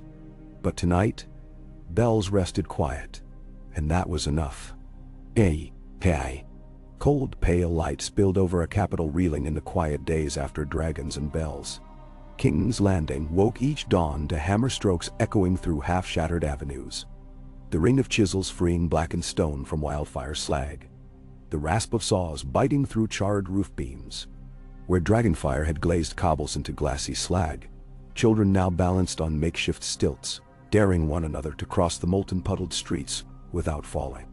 Murmured prayers drifted from doorways as septons pushed wheelbarrows of limestone dust to douse stubborn embers. The calamity scent, bitter juniper, spent pitch, roasted hemp, still clung to every lintel, but fresh odors crept in with each sunrise. Rosemary steaming in cauldrons of stew, lavender crushed into washwater, tar boiled for ships, laid onto river wharves, where hungry men now found work. Daenerys spent her mornings atop the red keep's battered garden terraces, mapping the rhythms of mending that pulsed through the city below. She rose before the bells tolled prime, when dawn mist rolled across the Blackwater like slow breath between parted lips. Some instinct always led her first to Rhaegal's perch. He nested on the half-ruined granary roof she had scorched in battle, scales catching peach light, scars silvered by new growth. Each day he tested his healed flank, beating wings until loose tiles rattled downward. Each day she studied his motion with mingled pride and unease, reading omens of power now bridled by purpose rather than rage. Drogon usually appeared only after the first kettle drums of the Dothraki sounded from the outer camps, circling once before winging north to hunt. His solitary loops reminded her that dragons were never fully tamed, only guided by the hearts they chose to favor. Construction of a provisional throne room occupied the queen's next hours. The old hall lay unusable, vaulting half-collapsed, shards of stained glass mingled with melted gold from the Iron Throne, spilled across dais like frozen sunlight. Tyrion oversaw a temporary dais set inside the ancient dragon pit. Stone already scorched, open to wind, impossible to cage. It suited the message she meant to send. Rule would no longer crouch behind walls, but stand in sight of people and sky alike. Marble benches salvaged from dismantled mansions formed curved tiers around the sands. Masons in Baratheon green and Martell orange carved sigils into each seat, assigning them to house envoys. In the pit's center they mounted a plain high-backed chair fashioned of storm oak polished until its grain shimmered. No swords fused, no barbs or twisted spines, only wood harvested from Storm's End groves, Gendry's gift to his sovereign. The press soon called it the Oak Throne. Daenerys approved. Wood could grow again if cut with care. On the 5th morning after the trial, a thin procession wound up the hill of Rhaenys. Grey Worm marched at its head, in polished armor free of blood for the first time since Astapor. Behind him walked the Lady of Winterfell and her retinue. Sansa's hair woven in a bronze net, wolf-head cloak lined with white fox, eyes wary but bright with calculation. She paused in archway shadow to breathe southern air that tasted of ash and orange blossom. Daenerys stepped forward, cloak swirling. Sunlight rimmed them both. The Silver Queen and the copper-haired wolf greeting under blackened spires. They clasped forearms in silent pact, each searching the other's face for flickers of revanchist flame. Whatever they found seemed to satisfy. No frost formed in the space between. Sansa would serve 3 months on the rebuilt Provisional Council, offering northern insight on grain quotas and levy reforms, then return to Winterfell as voice of renewed concord. For now, her presence weighed like an anchor, steadying the city's nervous currents. Afternoons brought the Iron Bank's envoys, sleek in dove-gray silks, lips pursed in polite condemnation of defaulted crowns. They swept into council with ledgers as thick as maester tomes. Tycho Nestoris himself arrived on the 7th day, silver-bearded and smiling thinly. He found Daenerys seated at a small table, quill in hand, scribbling figures beside Lady Alaria's grain yields, and Dornish copper tariffs. When Nestorius began his practiced litany of debt obligations, Daenerys capped her ink and offered a proposal. Convert half the crown's arrears into equity in state shipyards, guarantee Braavosi merchants preferential docking, and grant the bank first option to finance a public mint for coinage in the base metals of the Reach. The old banker's eyebrow climbed, but profit glinted behind his eyes. By dusk, parchment crackled with fresh signatures, sealing a pact that would pour foreign gold into broken quays and slipways, while relieving the crown of chains long forged by Lannisters. Tyrion toasted the deal with watered wine. Varys, listening from shadowed alcove, allowed himself a rare satisfied hum. Not all factions accepted the new order. At Driftmarks, reefs the tigers still rocked at anchor, trireme rows gleaming bright as fish scales. Their captain, a Lysine, named Corso Mo Andahar, dined on candied olives aboard his flagship, Whispering Maid, while reading conflicting ravens. Cersei's promissory notes, now worthless, versus new invitations from Martell emissaries, offering position in a royal fleet, in exchange for swearing to a peace, sworn by dragons. Andahar disliked long wars that ate into shore leave. One dawn he received word that Queen Daenerys herself had set levy fees to half for any mercenary company that volunteered to rebuild the Royal Navy. He spat pits into silver bowl and ordered sails raised for the Blackwater mouth. 4 days later, 23 tigers rode in under white banners, hulls reverently passing under Drogon's 10-league shadow. Their choice sent ripples across Essos free ports. Coin and mercy outbid fear. While bureaucrats bartered coin and captains weighed loyalties, Jon tested the fragile peace among soldiers who had known only killing. He walked camp lanes at dusk, cloak smelling of pine and horse. With him strode Davos, Gendry, and a half-dozen northern squires learning command.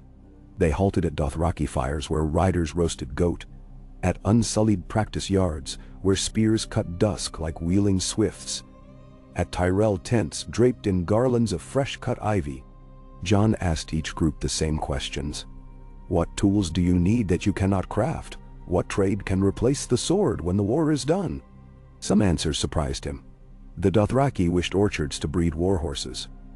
The Unsullied asked for land near ports where they might protect merchants as paid guard. Reachman desired mills to grind grain tax-free for city bakeries. He carried these lists to the council, where Sam turned them into neat columns and ratios. Soon, lords realized that armies embracing new livelihoods meant fewer blades turned coastward. Evenings belonged to quieter tasks. Daenerys and Jon took to strolling the ramparts above Blackwater, under shallow lantern light, speaking softly of governing without crowns. Moonlight fled from burnt rooftops below, but the stars were born each night anew, bright and unashamed. One late hour, they lingered above the new docks where smiths hammered anchor flukes. She confessed fear that a single misstep might ignite old suspicion. He confessed equal fear of failing to act boldly enough to prove change real. They spoke until bats circled overhead and Ghost emerged from shadow to rest at Jon's heel. Words grew fewer. They leaned beside one another, trading warmth through layered cloaks. Far off in the square of the burned-out Sept, a small miracle unfolded. Sept de Leora, survivor of the sacking, gathered children around a cracked sun-disk stone where outraged faith militant had once hoisted scythes. She led them in reciting the seven-pointed star, but ended with new prayer. May strength temper mercy. May mercy temper strength.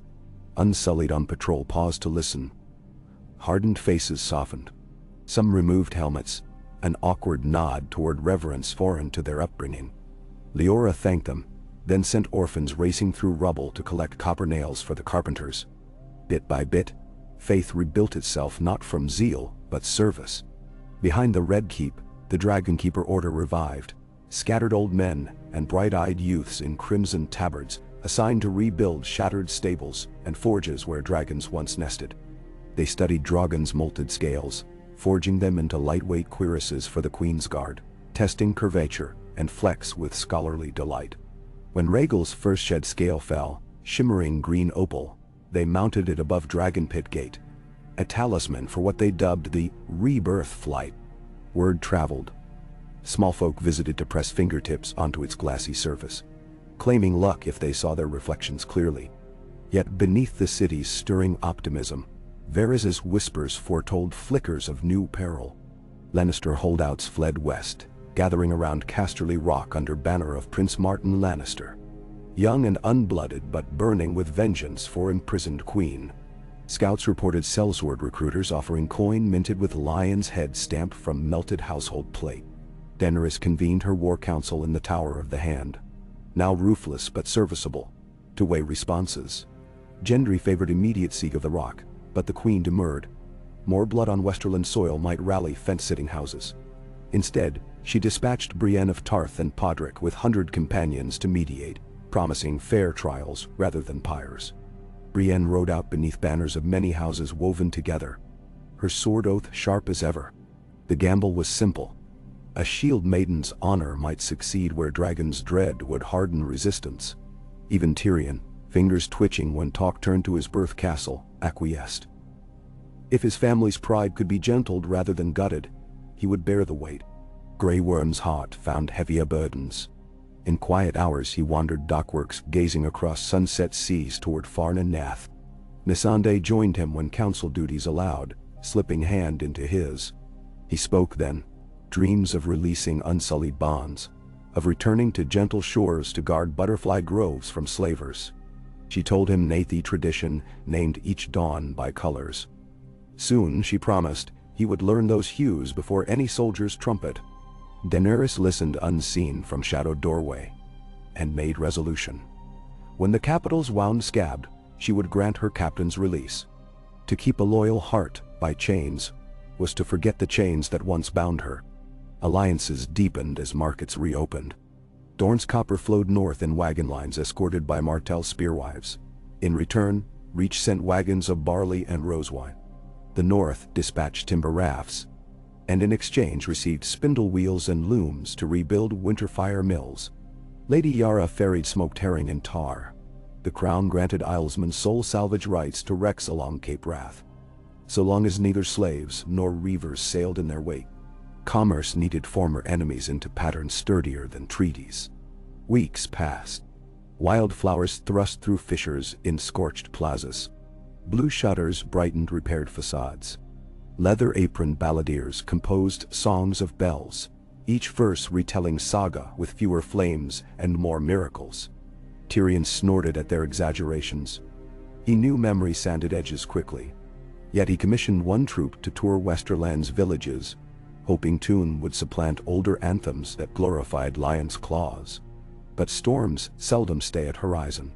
One dawn, pigeons burst from Taroshi merchant galleon, anchored off King's Gate, startling harbor watch. A boy on deck waved frantic semaphore. Pilots rode out, returned with news etched in bedraggled captains' eyes. Plague in Tyrosh, red fever turning tongues black. Ports sealed. Panic tremored along dockside. Within hours, Daenerys convened healers, ordering quarantines for all ships 10 days out of Essos. She appointed Sam to head new curia of leechmasters, blending Westerosi maesters with Mirish alchemists and Enadi herbalists. They established triage tents on Dragon Pit Plateau, brewing tangy quench bark tonics and ash milk draught. The queen visited thrice daily, speaking gentle thanks. Her presence steadied wavering nerves. When first fever cases appeared among dockworkers, Sam's regimen slowed spread enough that hysteria never took root. Across city, windows daubed sigils of dragon intertwined with healer's rod, symbol of hope. The tiger's loyalty proved brittle when Ahara's quartermaster sneaked coded ciphers to Casterly Rock. Brienne intercepted him near the gold mines of Castamere. Once drowned, now silent. They engaged one dawn among dew-wet ruins. Podrick's sword drove traitor back. Brienne's shield broke his knee. Scrolls seized bore names of Westerland, knights tempted to insurrection. Brienne sent dispatch falcons south. Daenerys responded with sealed letters of clemency to wavering houses, signed also by Martell, Stark, Tyrell, Baratheon. She wrote in her own hand, "Your sons will plow rather than perish. Your daughters will wed in peace rather than bargain for siege rations." Some houses burned letters in defiance. More studied lines until wax cooled, then quietly bound copies into household charters. While skirmishes flickered, dragons ranged. Rhaegal recovered full strength. Daenerys dared longer flights beyond Blackwater Bay. She and Jon mounted separately. He on Rhaegal's saddle after careful training. Magnificent sight that made small folk gape. Drogon sometimes followed, sometimes vanished inland, returning at dusk with scorch on talons and deer half-cooked in jaws. Scouts reported he laired among ruins of Harrenhal one night, then soared above Eyrie the next, confounding scribes drawing maps of his territory. Yet he obeyed each recall horn, thundering back when Queen's signal echoed through sky. It was on one such patrol over the Rose Road that Daenerys spied torches arrayed like constellations on ground. Bandit columns harrying grain wagons meant for King's Landing. She dipped wings. Rhaegal matched, Jon gripping saddle. They descended in spiral of wind. At mere roar, raiders fled, but some arrowed from makeshift scorpions scavenged off battlefield scrap. Rhaegal banked, flame-jetted, torching only the war machine, leaving wheat unburned. Jon vaulted down, capturing wounded leader. A boy no older than the spear-nervous lad he comforted weeks earlier. Under questioning, the youth wept, told of blighted fields where locusts had stripped new shoots. A family 5 days starving. Daenerys knelt, eyes level with his, saw hunger's desperation mirrored in violet. She spared them, ordered escort to Tyrell granaries. Left boy with token carved of Rhaegal's scale to trade for seed, come planting. Rumor of Dragon Queen's mercy shot across countryside faster than wings. Soon, ragged men surrendered banditry in hopes of similar salvation. Bandits turned grain guards given pay by Queen's purse. In the capital, Cersei's trial day approached. The dragon pit stands filled with lords, small folk, even merchants from Old Town perched on rafters, bribed into existence. The former queen, draped in simple wool, face streaked by sleepless nights, stood before tribunal of 7. Lady Sansa, Prince Doran, Lord Gendry, Lord Commander Grey Worm, Maester Sam, Lady Elaria, Prince Bran flown south by Raven-born chair, and escorted by Knights of Vale. Tyrion recused himself, heart too knotted. Witnesses spoke. Pyromancers detailing orders, smiths recounting scorpion forging, refugees describing forced conscription. Cersei defended with venom, but little evidence. The panel's vote split. Some argued death warranted, others life worse punishment. Bran's calm voice determined tie. Visions of burning city if vengeance prevailed again. The sentence remained life in solitary tower on distant Skagos, far from court, guarded by men sworn to treat her with scant dignity, yet no cruelty. Many called it too kind. Daenerys called it end enough. Grey Worm's wish reached its hour when the first swallows returned to King's Landing's eaves. Daenerys met him at harbor, unsullied, arrayed on dock, spears upright. She spoke in Valyrian, voice steady though eyes shone. You served me beyond oaths, beyond duty. Now I release you to serve your dream. She presented a charter granting guardianship of Nes shores to the Unsullied as sovereign protectors, free from taxes or crown tribute. Grey Worm knelt, touched brow to pier plank. Missandei kissed Queen's hands, tears glittered. Ships unfurled butterfly sails trimmed in blue, sliding into dawntide. On forecastle, unsullied drummers tapped cadence, both triumphant and mourning. Cityfolk lined quays waving scraps of cloth. When vessels vanished into sun glare, Daenerys turned away, accepting weight of emptiness such partings carve. That same week, Prince Martin Lannister rode into the capital under white flag. Brienne's delegation escorted him, helm in hands. He crossed Dragon Pit sands before Oak Throne, knelt both knees, and offered gilded sword. The house of my name seeks mercy and an end to feud. Daenerys inclined head. Tyrion, standing at her side, trembled subtle sigh. She restored Martin to lordship of a diminished rock, on condition of annual grain tribute to districts scorched by wildfire. Martin accepted. The wheel creaked into another notch away from blood. Summer nearly stepped into high stride when the plague ships finally reached harbor, late and desperate, bearing pilgrims driven by running fever. But quarantine protocols held. Dockyard infirmaries kept infection from city. Maester Sam's ledgers tracked each recovered soul against stores of quinch bark.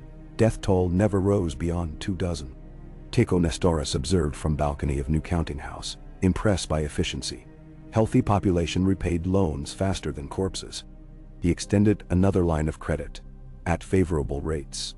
Daenerys found herself at edge of a different reckoning. What shape would her own rule take now that fires smoldered to memory? One moonlit evening she walked alone into throne room that still lay in ruin. Iron Throne's molten silhouette a frozen cascade. She traced fingers along cooled rivulets, recalling father's paranoia, Viserys' hunger, her own moments of nearly losing self within flame. She whispered to empty vault, "Not again."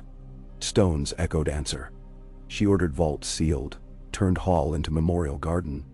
Ivy soon twined melted metal, and water trickled down marble shards into reflecting pool where visitors read etched plaque. Here power broke itself that mercy might mend.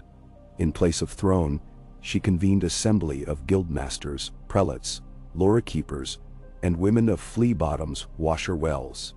They met monthly beneath dragon pit canvas roof.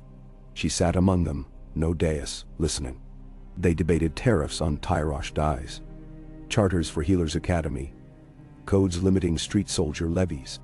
Her presence nudged compromise. Still, she let them tussle. When accords reached, she signed, then delegated. Queens who tried to steer every wheel spoke to no one but their own echo. Jon, meanwhile, crossed north on Rhaegal, carrying letters of charter to each holdfast, still half skeptical. He landed at Deepwood Motte, Barrowton, Last Hearth. Everywhere he reiterated same vow, Dragonfire freed city, but men and women would forge future. Rhaegal's shadow stretched over snow-bright fields, children ran after it wave-like. At Winterfell ramparts he met Arya, now captain of the Queen's Shadow Guard, tasked with rooting last webs of slaver spies. Their reunion warm but brief, missions ever called her feet restless. Jon also embraced Bran, whose sight had blossomed, guiding ravens that now carried messages across realm faster than any rider. Sansa oversaw stores, promising winter larders would swell with Crown's new trade deals. Jon lingered one extra dawn beyond his schedule, sipping mulled pine tea while Ghost romped frostbitten courtyard. When he took flight again, White Wolf howled farewell that echoed across black pine valleys, long after wings vanished. Autumn breath cooled edges of summer. When Daenerys rode caravan west, Drogon overhead, to inspect roads resurfaced by joint guilds. She traveled incognito at times, simple wool cloak, to hear honest tavern chatter. In one roadside inn, she met pot-bellied veteran grumbling about beer tax. She listened, then paid his tab, promising to revisit levy. In Greenfield, she judged dispute between miller and shepherd, dividing water rights by constructing shallow canal drawn on parchment there and then. Tales of Queen's fairness chased her banners. By time she reached River Run, lords assembled gifts of carp pies and rainbow trout rather than armored knights. She reopened river trade networks choked since War of Five Kings, instructing bargemen to dredge silt and erect beacon fires along shoals. Each decision became mortar between bricks of unity. Feasts grew fewer as harvest tasks lengthened daylight in fields. Gendry's new navy launched first galley from Drydock 3, christened Oakwind, hull striped yellow and black. Tigers turned Marines drilled aboard, pledging defense of shipping routes. When Ironborn agitators attempted raid near Arbor, Oakwind intercepted, capturing longship with minimal blood. Word flashed across seas. Westeros stood vigilant. In Dragonstone's wind-cleft chambers, Davos taught newly freed fishermen to read manifests, objective to curb corrupt harbormasters. On Broad Arch Island, Dothraki horse lords experimented with vineyards, astonished that soil could yield not just grass, but fruit sweet as victory wine. They boasted they would invent brew stronger than Arbor gold. Vintners laughed, then taught them pruning rhythm. Night after night, Daenerys recorded these small revolutions in leather journal. Her Chronicle of Realms rebirth. Pages filled with names of carpenters, baker apprentices, seamstresses who stitched dragon banners from cloth, scavenged from burnt court tapestries. She wrote of first councilwoman elected from Flea Bottom, of maester who used dragonglass powder to cauterize wounds, of sailors who swore they saw hatchling shadows flit above Dragon Pit at dawn. Each entry ended the same. The wheel turns quieter. On first snow of New Year, bells rang again, this time, not bronze but silver, newly cast from melted coins of vault once guarded by vipers. Their chime carried across rooftops, dusted white, heralding festival of reunion. People filled square before Memorial Garden, holding candles of colored wax representing houses fused in peace. Daenerys stood beside Jon beneath arch of ivy twined with direwolf pennants. They watched as children mingled, dragon scarves on stark-clad shoulders, lion cubes swapped for rose garlands, kraken shells traded for Dornish spice sticks. Music rose, flutes of Bnathi reed, merging with northern drum. In sky, Drogon and Rhaegal wheeled, releasing thunderous calls that vibrated bones. Snowflakes glittered on Queen's eyelashes when she addressed throng. Voice unhurried. She spoke of scars burned into stones, of bells once tolling fear, now ringing for harvest, of strength forged by differences, accepted rather than erased. She ended with promise to return throne room, rubbled a seedbed where citron trees would grow, roots drinking from memory of ash. Applause rolled like surf. That night, she and Jon climbed tower restored from rubble. Hearth crackled. Ghosts sprawled before it, content. They shared mulled wine steeped with cinnamon. Outside, dragons perched on opposite parapets, guardians of slumbering city. Jon traced calloused thumb along her knuckles. You turned wrath into far stronger thing. She smiled. We turned it. Silence settled, like first soft layer of snow blanketing noise. Somewhere below, bells ceased. Wind exhaled through arrow slits. Hours before dawn, Daenerys woke, slipped from bed, padded barefoot onto terrace. Sky bruised violet. She inhaled cool air that smelled of smoke's ghost and sea's salt promise.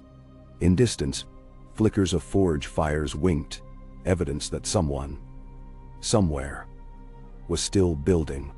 She realized then peace was not stasis, but constant motion of many hands shaping dawn.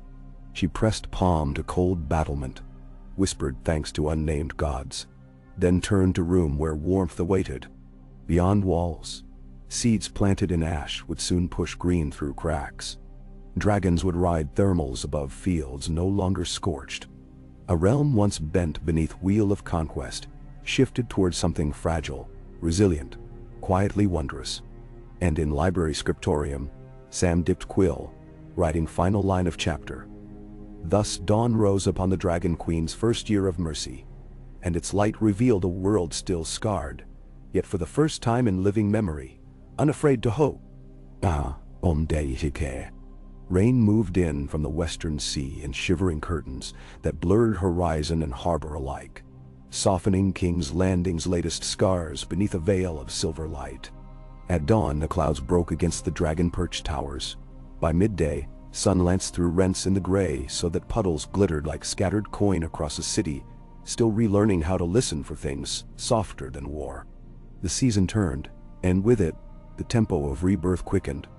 Cranes of oiled beach ratcheted along river docks, lifting roof beams toward new storehouses. Street masons sang call and response in the cadence of chisels striking stone.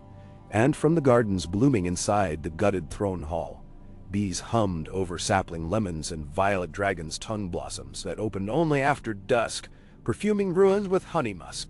Peace did not mean silence, Daenerys realized each morning. The realm's new music simply played in major keys instead of marching drums. From her study in the Tower of the Hand, now walled only ankle-high on three sides, so battered masonry could be replaced with latticed cedar framing open air, she traced these daily harmonies while drafting charters for guildhouse elections. The parchment roll beside her elbow grew cramped with ink, weights and measures reforms, itineraries for royal road surveys, half-completed oaths for the fledgling Dragon Keeper College. Each line mattered, yet all lines flowed toward one question Tyrion had dared voice at council. What succession safeguard would keep fragile order from snapping if accident or dagger removed the two pillars presently sharing the realm's load? Their marriage, solemnized on the first day of the 7th moon, in a small ceremony witnessed by fewer than 50, had answered some doubts, binding dragon and wolf in lawful tie. But the small council saw beyond pageantry. They counted heirs as they counted bushels. Daenerys' womb, never tested by childbirth, remained mystery. Jon, made legitimate Targaryen by Septon and Maester alike, must father issue, they said, or houses old and grudging might argue primacy again. She had stood from her chair, telling them no woman bore sons by snapping fingers, that the realm's stability could not balance upon one cradle's fortune. Still, their unease lingered. It was why she now read a second scroll, Bran's missive written in tilted strokes by Maester Wolkan's patient hand from Winterfell, exploring adoption rights older than Andal conquests. The children of the forest, the Raven Boy wrote, once passed chieftaincy through soul naming. A sapling pressed into newborn's palm. Mother's whispering lineage. Bran proposed reimagining that right for the realm.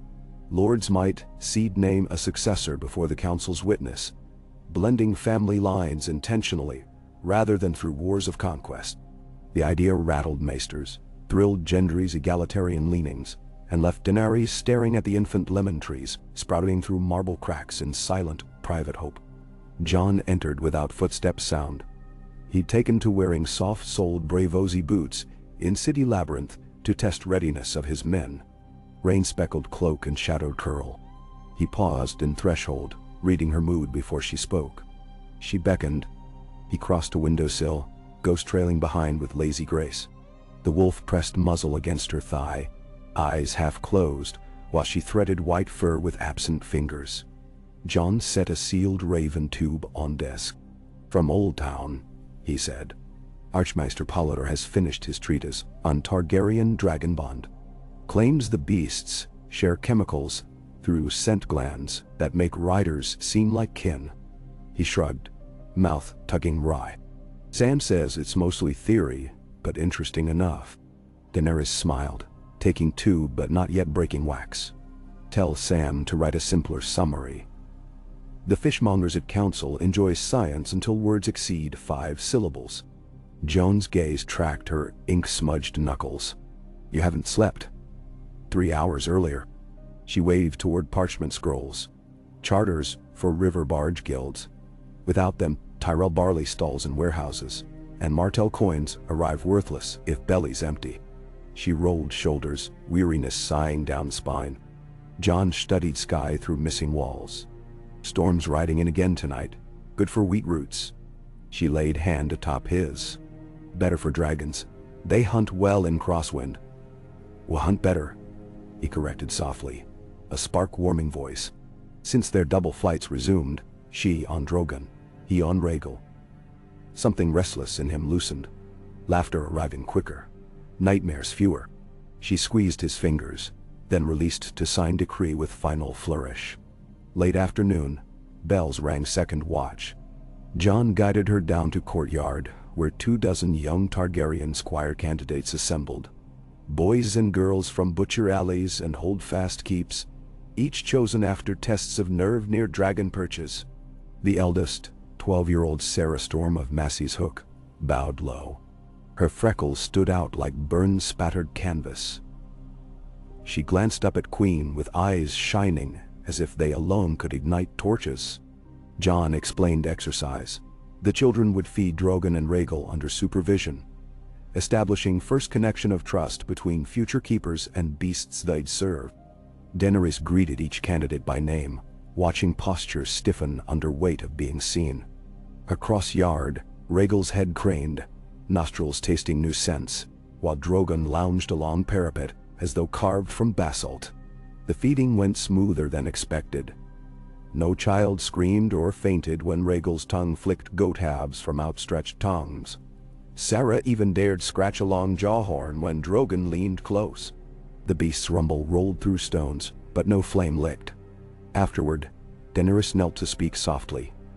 Bravery meant more than fearlessness, she told them. It meant returning tomorrow knowing risk remained. The children scattered, giggling and pushing one another, forging memory that would star their dreams for years. With evening came Council of Reeds, Sam's name for a monthly open forum inviting any free citizen to address throne.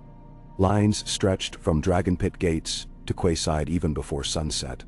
Tyrion presided at dais, while Daenerys and Jon alternated questioning. First came a tinker from dockside complaining shipping cask tax favored Tyrell Coopers. Tyrion promised new tariff balancing by region.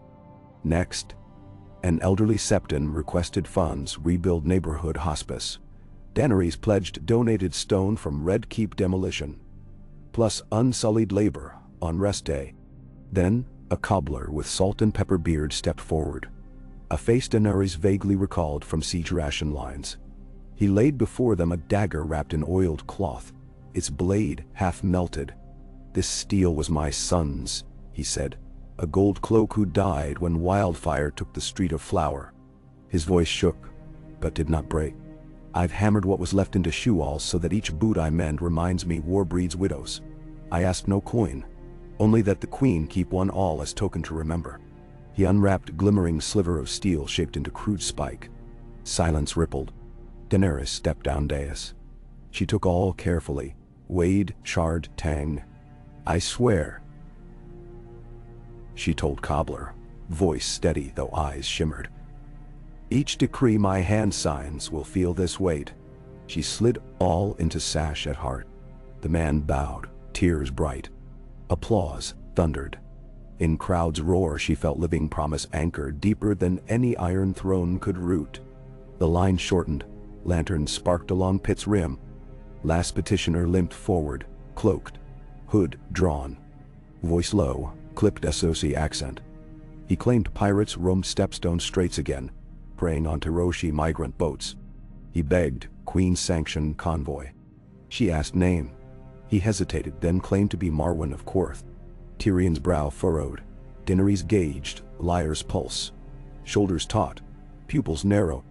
She promised to send Oakwind and Tigers to patrol, but signaled Brienne to shadow him.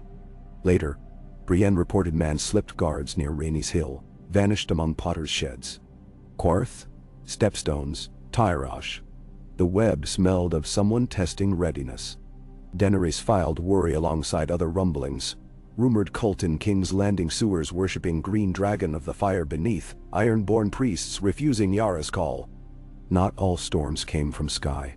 It was after midnight when Parchment Dove delivered cipher from Yunkai, unsigned but bearing mark of ex-handmaid Eerie. Across the sea, lords of New Gis amassed war elephants, training siege engineers with designs stolen from Qyburren's charred archives. Their intent: exploit Westeros' distracted rebuilding to reclaim slave markets closed by Daenerys years prior. Message ended with plea. Their chains rattle again. The words struck her chest like arrowheads. She pressed palm to parchment, eyes closed. Memory of Marines bay red with slave blood surged. Morning council found her pacing. Scroll clenched. She proposed dispatching ambassadors backed by a warship squadron to Yunkai and Astapor. Tyrion agreed but warned distance taxed treasury. Jon offered another idea. Let new coalition of Westerosi houses send volunteers, framing cause not as Targaryen crusade but realms stand against slavery. Gendry hammered table. Each house could spare third sons seeking renown. Sansa added northern archers in exchange for trade ports rights. Plans spun. Daenerys exhaled, feeling wheels spokes align. Fight abroad might unify home. Yet before ravens flew, another crisis spilled into court. Rhaegal failed to return from dawn hunt. Drogon circled city restless, trumpeting calls unanswered. By midday, unease turned to alarm. Jon saddled Ghost, led scouting party beyond Rose Road. At dusk they found gouges in hillside earth near a hamlet called Crone's Ford. Scorched grass, shattered cedar, bits of iron half melted. Witnesses spoke of thunderous roar. Screaming men in iron livery, unknown. They mentioned crossbow the length of wagon hauled by oxen. Jon's gut chilled. Scorpion tech smuggled out before ban. Tracks led south into Blackwater rush marshes. Night search yielded nothing. At dawn second day, Plume rose 3 leagues away. Scouts raced to find small fortress, old Crown Land's watch post, converted into trap. Corpses of sellswords lay charred, scorpions shivered in molten ruin, and amid rubble Rhaegal crouched, wing torn, bolt lodged near shoulder joint, tail thrashing in pain. Jon dismounted, approached across cracked flagstones, voice low. Dragon's eyes rolled white, but bond tugged. He stilled enough for Maester Tito's, fetched from camp, to cut shaft. Pack pulp of sourleaf and honey. Rhaegal's heartbeat faltered. Whisper of death caressed edges. Jon stayed through night, singing snatches of northern lullaby. At dawn, Rakaro and Dothraki outriders rigged drag harness of oiled leather, hauling Rhaegal slowly home. 2 days, countless stops to wet wound. Daenerys awaited atop city gate. When she saw limp body, she bit cheek until copper-filled mouth. But tears still came. She knelt beside when handlers lowered beast onto straw near Dragon Yard. Their minds brushed, pain crackled. She kissed charred scales, murmured dracaries like prayer. Here meaning not burn but blaze of will. Rhaegal's eyelids flickered. She felt within him ember of survival. Assault galvanized realm quicker than proclamations. Small folk who had cheered dragons now wept at thought of losing one. Squires volunteered as night guards around yard, torches in hand. Tyrion traced captured bolts' markings to sellsword forges, contracted by Westerland's rebels, though Martin now imprisoned them. Casterly sympathizers still sought to cut Queen's wings. Outrage among cities spared no Lion loyalist that week. Lenient policy turned harsh. Conspirators jailed. Assets seized to fund Dragon Ward. Repairs to Rhaegal consumed healers' days. Maester Polydor sailed from Old Town bringing poultice of ironwood sap, reputed to knit reptile membranes. Sam oversaw treatments, applying mixture with goose feather brushes while Drogon hovered, rumble vibrating sternum. Jon refused to leave Dragon's side. Daenerys alternated watch, their fingers often twining across Rhaegal's claw, as if bridging pulse between them. On third day of vigil, Bran's ravens arrived with warning.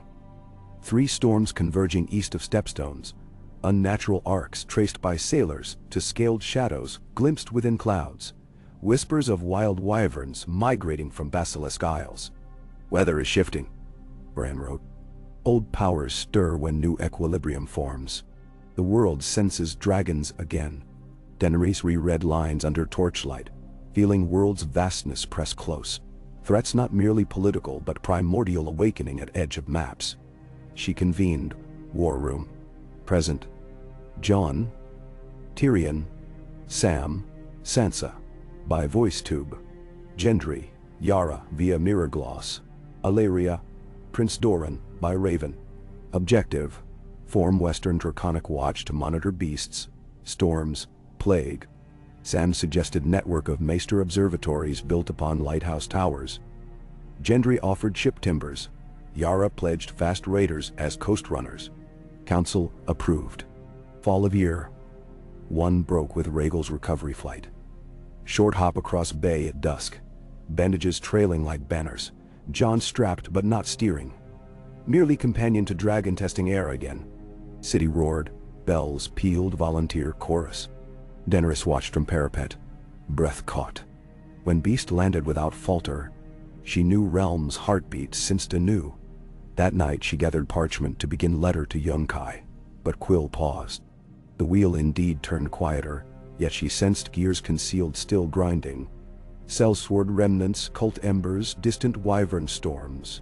She closed eyes, ears filling with hush of sleeping city, felt Drogon and Rhaegal's distant dreaming in blood. The road ahead spooled endless. She stepped to balcony. Below, torchlit streets curved like molten rivers among houses unbroken and repaired. Somewhere a lute-plucked tune of bells now written in major sixth. She whispered, half to night, half to herself. Hope is a dragon too. Wind carried words into dark. Behind, Jon stirred, rising from hearth bench where Ghost dozed. He came to stand by her, arms folding across chilled rail. Moonlight traced silver in his hair now grown to shoulders. They gazed over living city until words unneeded. When storms come, he murmured at last. We meet them aloft. She nodded, the agreement in marrow. His hand reached, and though dawn still hours distant, though threats rose like tide beyond horizon. Peace inside that clasp swelled huge enough to eclipse fear. For peace, like sovereign rings forged from dragon scales, gleamed brightest under pressure. They would not let it dull. Below, in alley off Ropemaker's Row, a girl in patched cloak turned all gifted by Queen between dirty fingers, tracing glint of molten steel. She lifted eyes to dark where dragons floated, future stretched there, vast, winged, bright with chance. Even if she never learned to fly, she would walk roads unruled by lash, by Bel's terror. She tucked all into satchel with thread and needles, stepped into lantern glow, and began the long journeyman's climb out of grief. And so year one of the Dragon Queen's mercy closed, not in triumphal roar, nor silent lull, but in layered harmonies of craft hammers, of maesters' quills, of dragons breathing slow above shard green tower. Somewhere beyond the sky rim, storms massed, as storms forever do. Yet below them, fires of another kind woke. Fires of forges, of hearths, of lanterns trimmed to guide returning ships. Each flame witness to a promise neither sword nor scorpion bolt could wholly claim again.